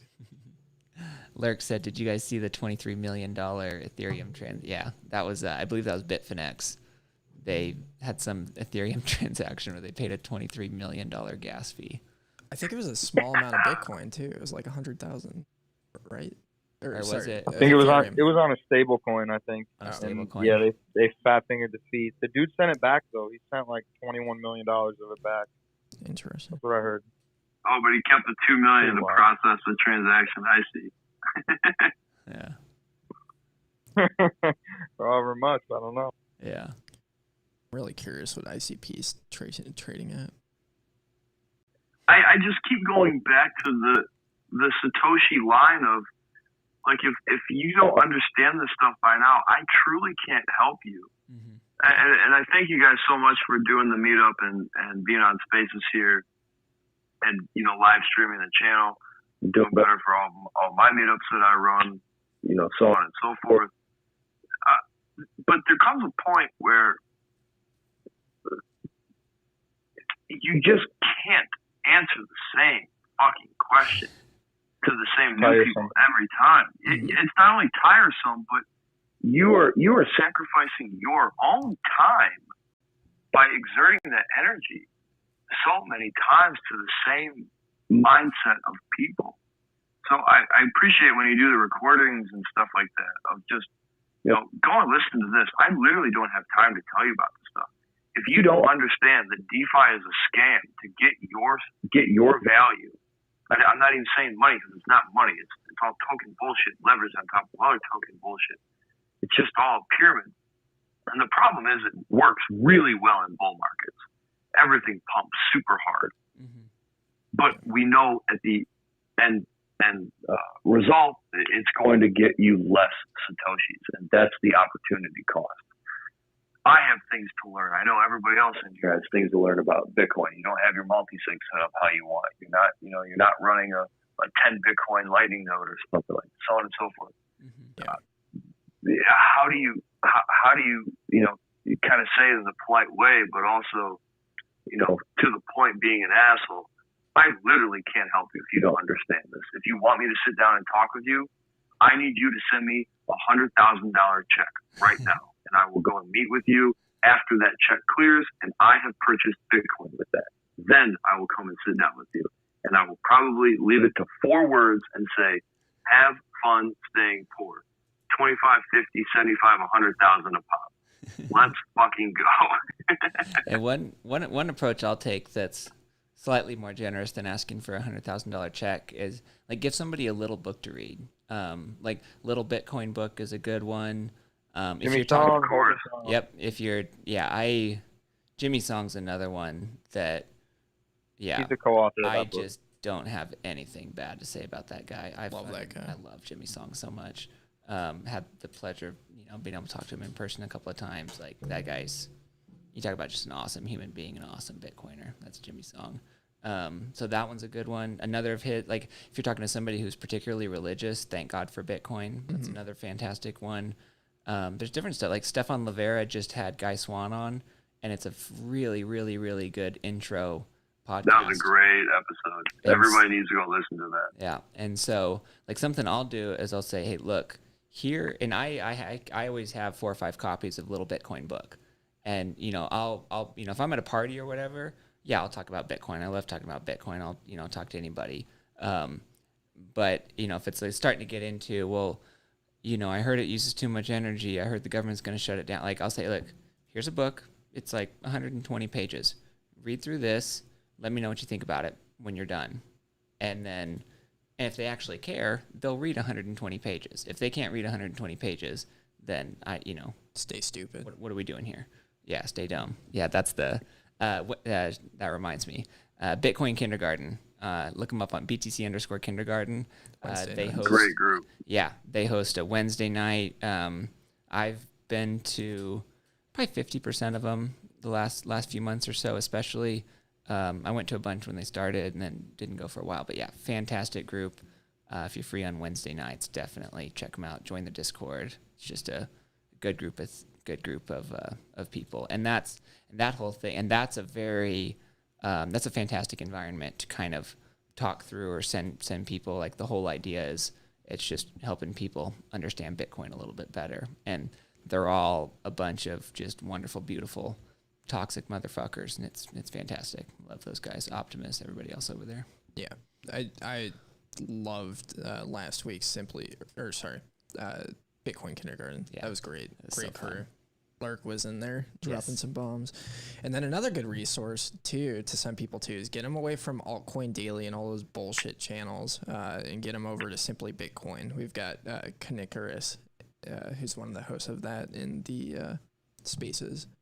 That I think is like a great one because like a lot of people are interested in the news. They're interested in, they do a really good job of covering these topics, explaining the scams. I mean, there's so much good content out there, you know, and so it kind of depends on the person's learning cycle or style. But yeah, I mean, I've gotten a lot more impatient over the years to like sit down and explain to somebody why Bitcoin isn't boiling the oceans or why, you know, these shit coins are a scam. I will give short, blunt answers, and you know, if people aren't willing, you know, it's like, okay, stay stupid. You know, I'm not gonna hold your hand and explain to you why Dogecoin is not gonna be the money of the future. Like, I just don't have the energy to do that. Versus like going to places where there are people that have the willingness to learn. So it's my approach, at least. Yeah, we did not have this type of content available in, I'm not even going to say prior to 2013, but like 2014, 2015 and stuff. Like if you were around then, we did not have anywhere near this type of content. The Bitcoin podcast scene didn't really come on, I would argue, until maybe probably like end of 2016, 2017, realistically. I know John Ballas did a couple episodes in like 2015, and maybe there was one or two, just kind of mentioning it, prior to that. But the videos, and we really, thanks for bringing up Simply Bitcoin. Shout out to Nico and Quinicarus. They really, I guess I would say, besides, you guys, myself, and whoever else is trying to put up YouTube videos from meetups and as groups, Bitcoin Kindergarten as well, like, nobody was really putting out Bitcoin only content on YouTube. YouTube is a cesspool for just crypto bullshit information. It's so difficult to bust through that. But if anybody else is interested too, for daily news, check out Bitcoin and podcast by David Bennett. He has been putting out tremendous news in a good 40, 60 minute feed, and you can stream him sets as well. He's on Podcasting 2.0, blah, blah, blah.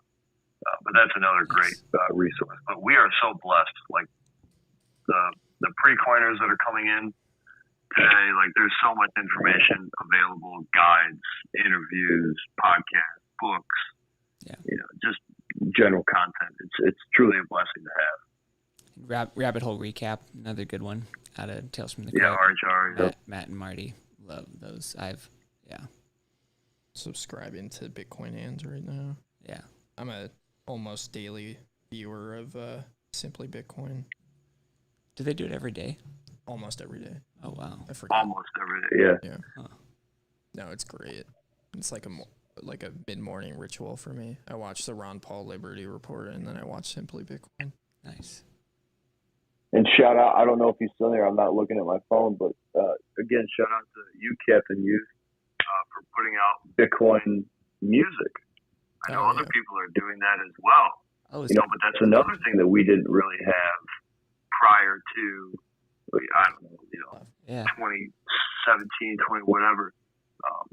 So Bitcoin, just general content creators, especially artists and musicians. I know people have a love-hate with NFTs and all that other stuff, but just general Bitcoin art as well, whether it's physical murals or what Fractal and Crypt does on those ginormous monstrosity moving part stuff.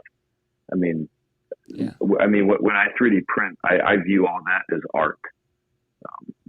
So just extrapolate that out to just content creators, musicians, artists and designers, so on and so forth. Like, thank you. It's truly adding value to our space. Yeah, big fan of Captain Youth. I wasn't paying attention to the spaces. I didn't know he was on. But yeah, he's got to hang out with him in Dallas at BitBlock Boom. That was a good time. Love that guy. Kanikarus, what do you got for us? Oh, not much. I've just been listening. I think this is so. Is this something that you do every week? Every week. Every Monday night. Sweet. We both live in Southern Arizona, so we decided to get together and hang out and shoot the shit every once in a while. This is very cool. Our goal of this was to talk Bitcoin and make sure that everybody gets hooked up with the future ex-wife. So actually it's a good time for our fake sponsor, Dirtbags Bar, Tucson, Arizona. It's the #1 place to meet your future ex-wife. I've been in that Dirtbag group for a while, and I saw that there's a Dirtbags Bar in Tucson, and so I'm like, oh, that's got to be our fake sponsor. And I had a buddy in college who always used to say he went to a frat party. Like, I'm convinced he went to a frat party basically at least once a weekend in the entirety of college. And every single time he would say something to the effect of, all right, here we go. I'm meeting my future ex-wife tonight. It's going to happen. And so I thought it'd be a fun tagline for a silly little bar. It's right off campus, right by all the frat houses too. So it's if you are ever in Tucson, there's tons of better places to go. It's actually a pretty terrible bar. It's a great place to go if you want to talk about climate change as well as like how to create a woketopia. Yeah, if you want to be lectured by a bunch of 21-year-olds about how the world should work, it's a fantastic spot. If you're not into that, then DM me. I got some better suggestions. Yeah. So do you guys get because I see it's called call-in, so are there people throwing in questions and stuff like that in a chat somewhere? Or? And we have a YouTube chat and then Twitter Spaces. So we tried a few different things for calling in, and Twitter Spaces was what kind of has worked the best so far. Very cool. Yeah. I don't know what's going on with our stream, though. Our stream's getting all fucked up tonight. Something. Phil, I think you heard the calling. We were shilling Simply Bitcoin as your daily news video feed that everybody should go watch. So I think your ears were burning. Yeah. I appreciate that. Seriously, really appreciate all the love. You know, I mean, it's super it's like it's very humbling. That's the best way to explain it. You know, we just like you, right? Like all of us, we just, you know, we found Bitcoin. We understand what it means, you know, to us and what we think it means for the rest of the world. And, you know, so we don't all know how to write code. You know, we don't all know how to do that kind of stuff, but we can talk. And, you know, some of us are good at, telling stories or, you know, putting different narratives together to help people see the bigger picture. And it's, you know, like everybody's got to use this stuff, you know. I think we all have something to contribute. Absolutely. Yeah. And it's something we've talked about on here too, is like we're just trying to connect with other Bitcoiners and have a good time. And, you know, we'd rather have 5 awesome people in the chat than a million retards. And it's just, and that's exactly, you know, what we've got. It's a fantastic time. You know, it's like we just get to, even when, like, we had an episode a few weeks ago where we had quite a few disagreements about whether or not a person should be involved in politics or whatever, and it was all in good fun, because it's like at the end of the day, you know, we're aligned on Bitcoin and we're aligned on, you know, promoting human freedom and all these important things. And so whatever kind of little disagreements we have about strategy around the edges is just kind of a fun thing to talk about. So it's been a good time. So totally agreed. We have Clancy in our spaces. Yeah. We have Clancy in here, everybody. We need to sing Clancy happy birthday. Yes, I was just about to say that. Hey, fuckers, what are y'all doing? What's up? Happy birthday. Happy birthday, It's my birthday. Thank you, guys. So what did Joe get you? Did he get you a 24 karat gold cold card or what? No, he got me 10 miners. Holy shit. Oh, what a sweetheart. That's what so a much sweetheart. I hope they're not cold S9. card. He's a keeper. Yeah. They're definitely not S9. What a sweetheart he is, buying you some M31 pluses or some S19J Pros. Look at that. Damn. Yeah, he got me some S19s because he loves me. Nice. Good job, Joe. Yeah, good job, Joe. Good job, Joe. Look at that, coming through. Yeah. Yeah, all my friends are like, "What the fuck?" They just don't get it. They're like, "You got what?" I'm like, "Money trees, bitches, money trees." Exactly. Right, you just don't get it. I got fourth dimension money printers. You go sit in your little corner and play with your ESG shit. Yeah. I got Like, miners that are profitable to 40 cents a kilowatt hour or whatever they're at nowadays. Yeah. That's Like, that's so sweet. Nice. Well, good Well, y'all deal. been talking. We started out talking about how we want the government to default on its debt. I've been trying to figure out how long a government shutdown has to last before I get to go hunting in a national park. I really want to go hunting in Yellowstone, so that's something I've been trying to figure out for a while. I just want to see all the freeloaders have to actually go and do something. Yeah. So a debt default would be fantastic. I want to see Ted Cruz on the side of the highway with his hat out, asking for money. Are you talking about like how long it's going to take for supply chains to collapse? No, just politicians being destitute and homeless and miserable. And Yeah, and like, what are we going to do with all these banks on the corners? Are going to make them bars? We're gonna raise them and then do some community gardening. That's my prediction. Yeah, I mean those vaults could be useful. Could use that. There's actually in a place called Clifton, Arizona. There's an old bank for sale. It's like $250K in this tiny little town. Oh, buy that shit. It's already got the with a vault. Yeah, it's got the whole Oh my vault, gosh. everything in the bottom. What? The town, it's basically the Arizona. I mean, if you look at the Zillow for Clifton, Arizona, you can find it. But it's way over on the New Mexico border. Ted Cruz is coming to Blockchain Summit in Texas. Yeah, I was just gonna say, if you want to go and speak your piece to Ted Cruz, go down on, I think it's October 8th. I just got an email from Parker on that. I'd probably get arrested if I had a conversation with Ted Cruz. Yeah, let's just keep you in Twitter jail instead of real jail. Hey, Steve, did you see what AK-47 got me for my housewarming gift? Oh no, I think I know what it did. Is it the Nicki Minaj flag? Yeah, she got me a Nicki Minaj American flag. So I can fly it proud at my new house so my neighbors know where I stand. That's awesome. I didn't realize that's who. I knew she got one. I didn't realize that's who she got it for. That's hilarious. You think she got it for her? I saw that she had ordered it. But that's funny. So did you guys find a house yet there? Did you find somewhere that you want to live? Our house in Arkansas went on the market this morning. Nice. So it's officially on the market, and now we're just, in that like panic mode where you have to sell your house before you buy a house, like that, like everything's gonna be fine, but I'm fucking freaking out. Yeah. Gotcha. So no, we know like area we want to be in North Texas, but no, we haven't found anywhere.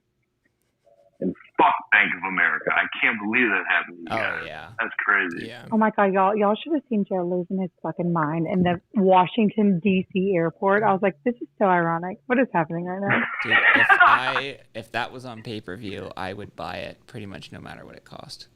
I'm like over there getting crepes and like ordering. They have this like cute little crepe restaurant, and I'm like, Joe, look, crepes. And I see him over there, and he's like, fuck Bank of America. Motioning. Yeah, he's like, am I still your customer? Am I still your customer at this moment? And I'm like, who the fuck? Because he doesn't lose his cool. He's Joe, right? And he was fucking losing his shit. And I'm like, who's he talking to? And he's like, Bank of America just froze all of our fucking assets. I'm like, what? We're in the fucking airport. Like, we have no cash. So it was classic. That brings up an interesting point. I think it may be good to stash some emergency cash as just a rule of thumb. Yeah. Well, we have some at home. Yeah. We have some at home, and we had a little bit on it. Like I was like maybe $100, but and then like it's so funny. He posted on Twitter, and like immediately everyone was messaging him like, "Hey man, can I send you cash?" Like everyone was so sweet, just responded immediately. And I was like, oh my God, our Twitter family's so awesome. Yeah. Well, you guys deserve it. Yeah, and things like Cash App debit card is a good backup too. Like something that's Yeah, we have a PayPal one. So that was yeah, good. same idea. Yeah, that's good. Yeah. Yeah, it's But backup. still. Yeah, that's the problem with this like stage that we are all living with. It's you can't be, and I know I'm very fortunate to know people that are 100% in Bitcoin, but technically speaking, they're not. And even the ones that are just using it as a savings. We live in this very weird time where you're not on a Bitcoin standard, but yet that is the opportunity cost. So you do your absolute best to limit your exposure to the fiat dog shit, but also at the same time, that's how you pay your taxes. So it's just kind of like, just that. It's like limbo. Yeah. It's like limbo. Yeah. And we're not going to dox his name, but Max and I both know somebody who's been 100% Bitcoin. 2019, I think. Yeah, 2019 completely lived off of not just Bitcoin but Lightning. Yeah. Lightning. So they only shop places that offer Lightning. Well, more so he would use. So he had his node, and he was making payments from his Lightning node, and he would go and buy like a Taco Bell gift card on BitRefill, and then therefore go and eat at Taco Bell. God, so it's that awesome. sort of thing. Yeah. But think about that. 2019, he did that for an entire year. How cool. Yeah. That's so impressive. And he'll sell. Yeah, it makes me feel like a lazy ass. Well, his income's in Bitcoin also, so that helps. And he does pay his rent in Bitcoin, of course, because you can use things like Fold and BitRefill. He pays his, the small little. He doesn't have a cell phone, but the time that he does use, text message or minutes or something like that, you can go and top up, if you will. This person's definitely single. Yes. Like, let's be real, y'all. Let's be real. Yes, he is. He is. You know who we're talking about, but we won't dive into this. I'll DM you who it is, Clancy. You definitely know. Yeah, you know who it is. It'll make sense when you tell me. I'm like, oh yes. That's Yeah, exactly. Yeah, the moment that we tell you, you're like, I absolutely knew that. Duh. He made, and I love him so much. He just got some great news I think earlier this week for building out a platform with some help. Shout out to him. But shout out to the person that you can't talk about. Well, yeah, I can say it, but I know he wants to keep his anonymity, and I respect that. But yeah, I think he probably, and he would admit this, he probably has one pair of sandals. I bet he has 2 or 3 different shirts. Oh my God, I think I know who you're talking about. Yeah, exactly. Yeah, exactly. Love. He is such a sweetheart. Yeah. He has my heart, no homo. He's such a good guy. I had to do some stuff with LNURL for work a while ago, and had never touched it, no idea what it was.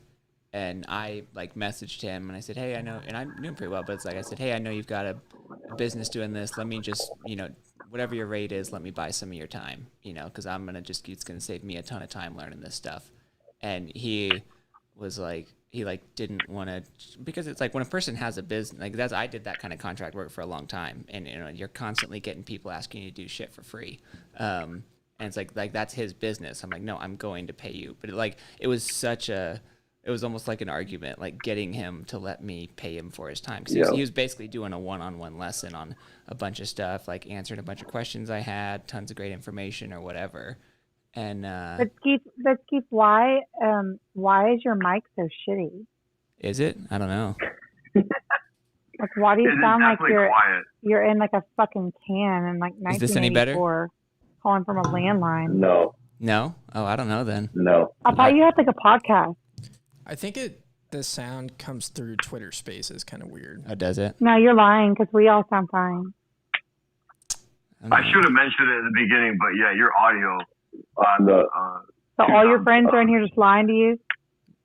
Maybe. I guess I figured they were restreaming between like YouTube and their thing. So whatever the restream thing was, it was like dropping audio. And there's also like minors. There's also like minors in the background. That's Oh, a that's swamp probably me. cooler. I apologize. Yeah.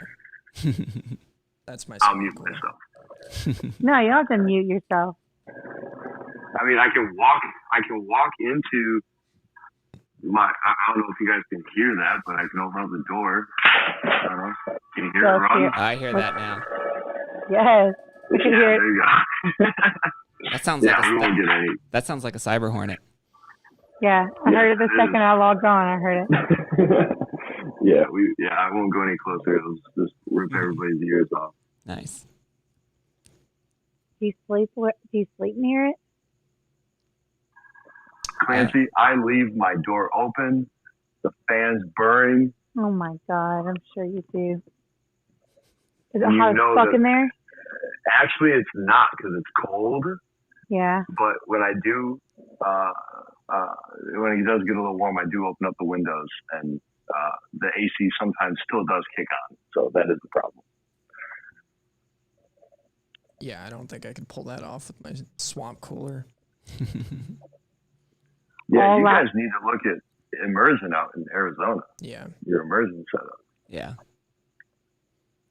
My Bitcoin, earning Bitcoin project is selling eggs. That's what I'm working on right now. Yeah. Did you just say selling eggs? Yeah. Not like You mean like? not like human eggs, chicken eggs. I'm like, well, I mean, Any it would eggs, make sense. Any eggs I He's can just get. going up to his girlfriend once a month. I'm like, they must be unvaccinated. Yeah, you get a premium. Yeah. That was an interesting tweet. I forgot. I think it was Laser Hodl today that asked, "How do you prove that you're unvaccinated in the future?" No, it was Francis Pouillet. Oh, was Francis. it? Nice. Yeah. Yeah, I don't know what like is it. would Wait, that- how do you? Yeah, would Oh that- they took an I know because I went and took an antibody test, and when they do it, it tests to see if there's mRNA in your system or if there's natural immunity. So it can tell you on an antibody test. Gotcha. Because that's fucking creepy. Why they would even have that Yeah. in the first place. I was talking to somebody recently and they were basically giving me shit about eating mostly red meat. And they're like, well, doctors tell you to eat vegetables and legumes and all this stuff. I was so annoyed. I said, yeah, Were they a doc. boomer? No, they're actually younger than me, like 20s, something like that. And I said, yeah, they also tell you to sit in your house for 2 years and put Bill Gates poison in your arm. Like, these are the people you're listening to. What did they say? Like, well, You don't know. Yeah, they don't know what to say when you say Yeah. like that. The conversation over. Yeah. I think a good baseline for who you're getting your medical advice from, you could start out by setting the bar at as long as they didn't have a relationship with Jeffrey Epstein. That's a good place to start. Yeah. Did you see that video I posted where someone's asking him about it and he's so fucking awkward about it? Yeah. I'm gonna put Oh that my in. god. I'm gonna put that in the intro next week. I already have it saved. It's pathetic. It's like you feel cringe for him. He was like, the PBS reporter asked him what he learned from the relationship, and he said, "Well, he's dead." Yeah, he literally said that and laughed and giggled. Everyone's like, "What the fuck?" Gosh. He's like, he's dead, so you have to be careful. Like, It's fucking creepy. well, at least it was pretty transparent.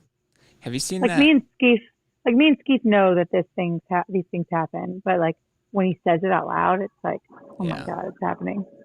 I think that's part of the whole deal, though, is that they put just enough out in the open to have everybody know that they're doing it. I think these people really get off on the idea that they can do evil things with everybody kind of knowing about it, and then gaslighting people. It's like, there's nothing you can really do about it. We're just so powerful. We're gonna do whatever the hell we want. And Yeah, it's like when Oh. Sorry. No, I was just gonna say I definitely subscribe to that view that it also plays into their view of karma, that they feel like they're not culpable if they provide a certain amount of information. Right. And also they're like psychopaths, like serial killers. Eventually, they always get caught because they have to. Their ego needs to be fed, so they have to tell people about it, or they have to keep something. They're always going to get caught. Yeah. Yeah, that's an interesting perspective. And Aleister Crowley is Barbara Bush's biological father. Look it up. Yes, he is. No. What? Look it up. Yes, Really? Look it yes, up. absolutely. I'm quoting Eddie Bravo right now. Look it up. Oh my God! Look at the pictures of like Google Barbara Bush, Aleister Crowley, and look at the pictures of them like overlaid on each other. Yeah, and like This will her give chills down your spine. 9. Yeah, that literally just sent chills down my, like, on my arms and shit while I'm thinking about that. That's crazy. Yep. That, oh my gosh, that's got to get him off so fucking good in hell wherever he's at. Like, he made it into, his fucking daughter made it into the White House. Yeah. Or, Well, that's what. That's why That's why like 11. That's why all of Aleister Crowley's numbers were so like significant in 9/11. They just used all his numbers and everything. Yep. Lurk in the chat says he trusts all of Clancy's conspiracy theories. That's a good choice. Who said that? Young Lurk. BTC Lurk. Yeah, it's a good. Listen, I'm a housewife. I do a lot of laundry. I listen to a lot of podcasts and do a lot of reading.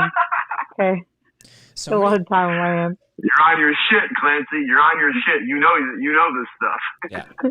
So many things clicked for me last week when Skeef sent me that. That was the first time I'd ever heard about that. It's pretty interesting. Because it all, Yeah, I mean, that the thread goes, I mean, it goes all the way from Aleister Crowley to 9/11 to what's going on with COVID. I mean, it's like these people, like 9/11 was planned before they even broke ground on the building. I mean, that's like all this stuff has been in the works for so long. And that it's like, you know, this whole idea that like 9/11 was a satanic ritual. It wasn't, you know, a freak accident. I mean, there's just, and that it's like something it was a portal. shifted. Yeah, like something shifted big time when they did 9/11. And that Keith, like, you know what I can't figure out? what's that? I can't figure out like.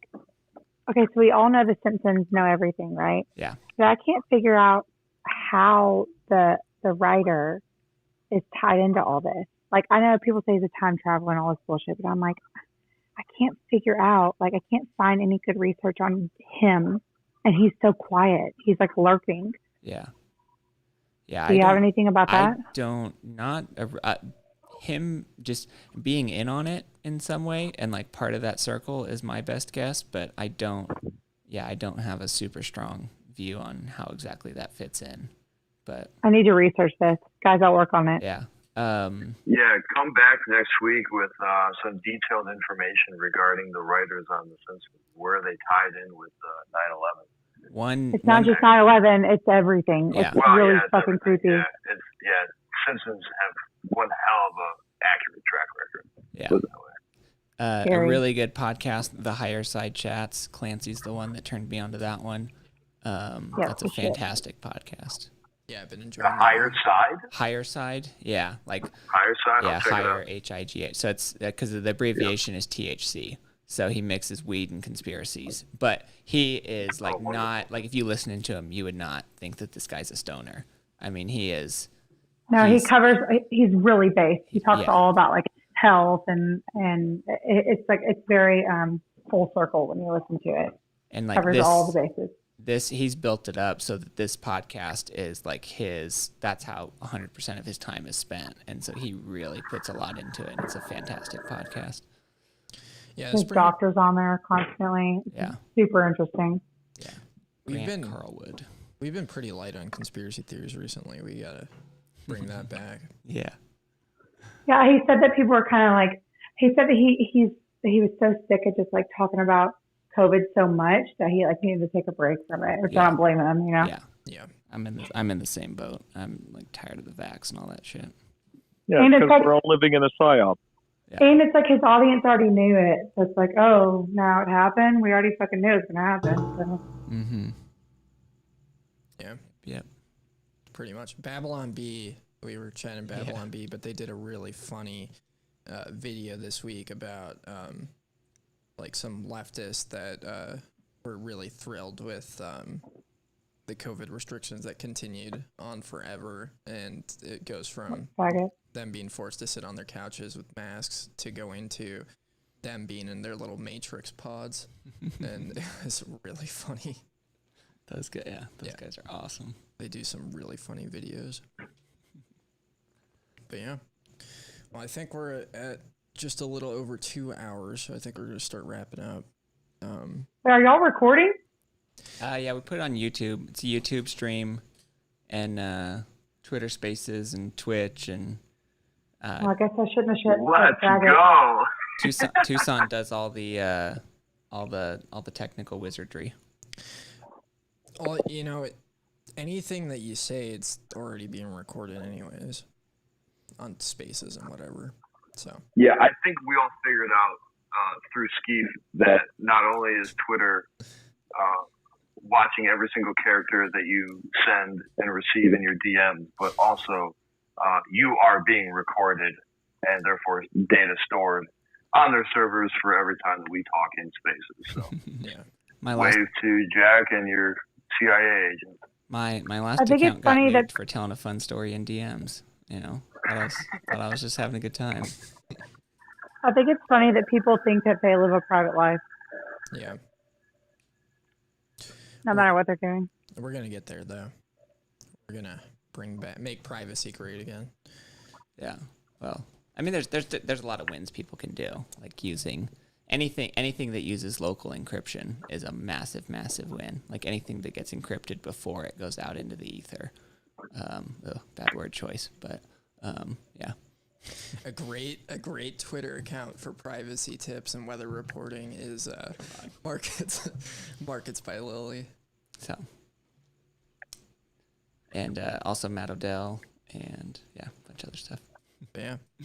Well, this has been a solid rip. I got some things wrapping up. So tomorrow night we have a Bitcoin meetup in Scottsdale, Arizona. Yep. Which I think is going to be a good time.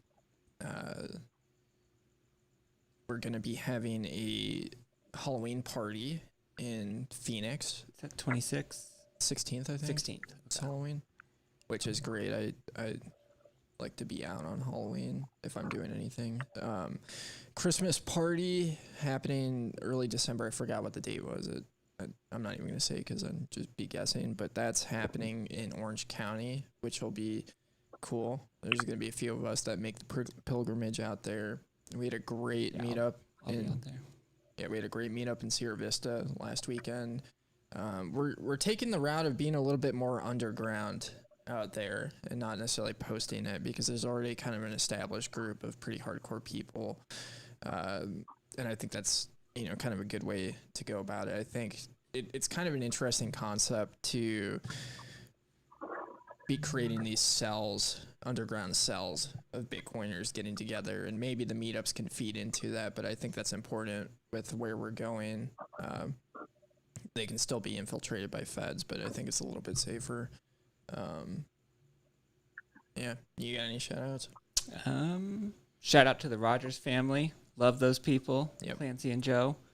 I own a PK grill now because of Joe Rogers, and it's just been a fantastic experience. My kids are eating tons of healthy food because I bought that PK grill, so that's a win. Fuck the state. I just want to congratulate y'all on ordering new microphones so you don't sound like you're in a fucking can. All right, we'll do some testing after this. I think the stream is fine. I think it's just the spaces. The way that I'm on Bluetooth through my soundboard, so maybe that's what the problem is. Maybe if I attached it via a cable, it'd be a lot better. Okay, how are you streaming both to YouTube and to Spaces? What software are you using in between?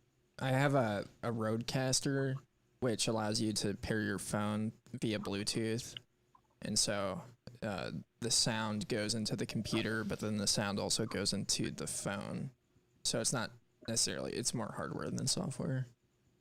It's not working. That might be your issue then, because that's probably. Are they both exactly the same, or is one mic better than the other one? No, you both sound like shit. No. Okay. Yeah, both identical. Okay. Cool. Well. He said cool. Good feedback. Hey, honest feedback. Absolutely, we appreciate it. We'll work on it. Of course. That's what I'm here for. Yeah. Yes, exactly. We've come a long way since week 1. I'll say that. It's true. If you go back and you watch our early streams, Clancy was there on the Discord when I had no idea what it was doing with it. Yeah, I was like, I could like talk for some reason. Like my mic was just open. It's pretty interesting. Yeah, I couldn't figure out how to manage it. It's so much easier. You were the guest. Lurk says we sound great on YouTube, so everyone on Spaces, fuck yourself. No, I'm just kidding. Yeah. Well, trying to think if I have anything else. I think like in closing, we're winning. And I think that's important, you know, to preface like with how insane everything is. Like, you know, I think when you get around Bitcoiners and you get around people that have some attachment to reality, that have just an inkling of sanity, it's incredibly encouraging. And, you know, all the lemmings are running around, falling off cliffs. Like, you know, they can continue to do that. Let's stay away from them. Don't let them drag us off the cliff with them. Keep on doing this. But yeah. Well, thank you everybody who joined us in the Spaces. Hopefully see you next week. Chat was solid. It was interesting watching. I love y'all. Fighting in the chat. Hey, before we go and shop on orangelabel.co. Go and listen and watch Simply Bitcoin. Check us out at TabConf for Eden3D booth. What else? Go join your local meetup. Who else can I show in here? What else am I missing? Hey, we're moving to Texas soon, so we're going to start all the parties, all the meetups. Texas LARP's on Liberty, but I'll be happy to visit you. We'll see you in Arizona. Hey, go fuck yourself, Arizona. Print guys. Hit it, Alex. What's that? I said hit it. Let's go. I guess I'll end everything with this quote. If you haven't printed guns yet, you're not a real Bitcoiner. And that Let's go. That's from Joe Rogers. But yeah. True. Thank you everybody. All right, y'all. Bye. Peace. Yeah.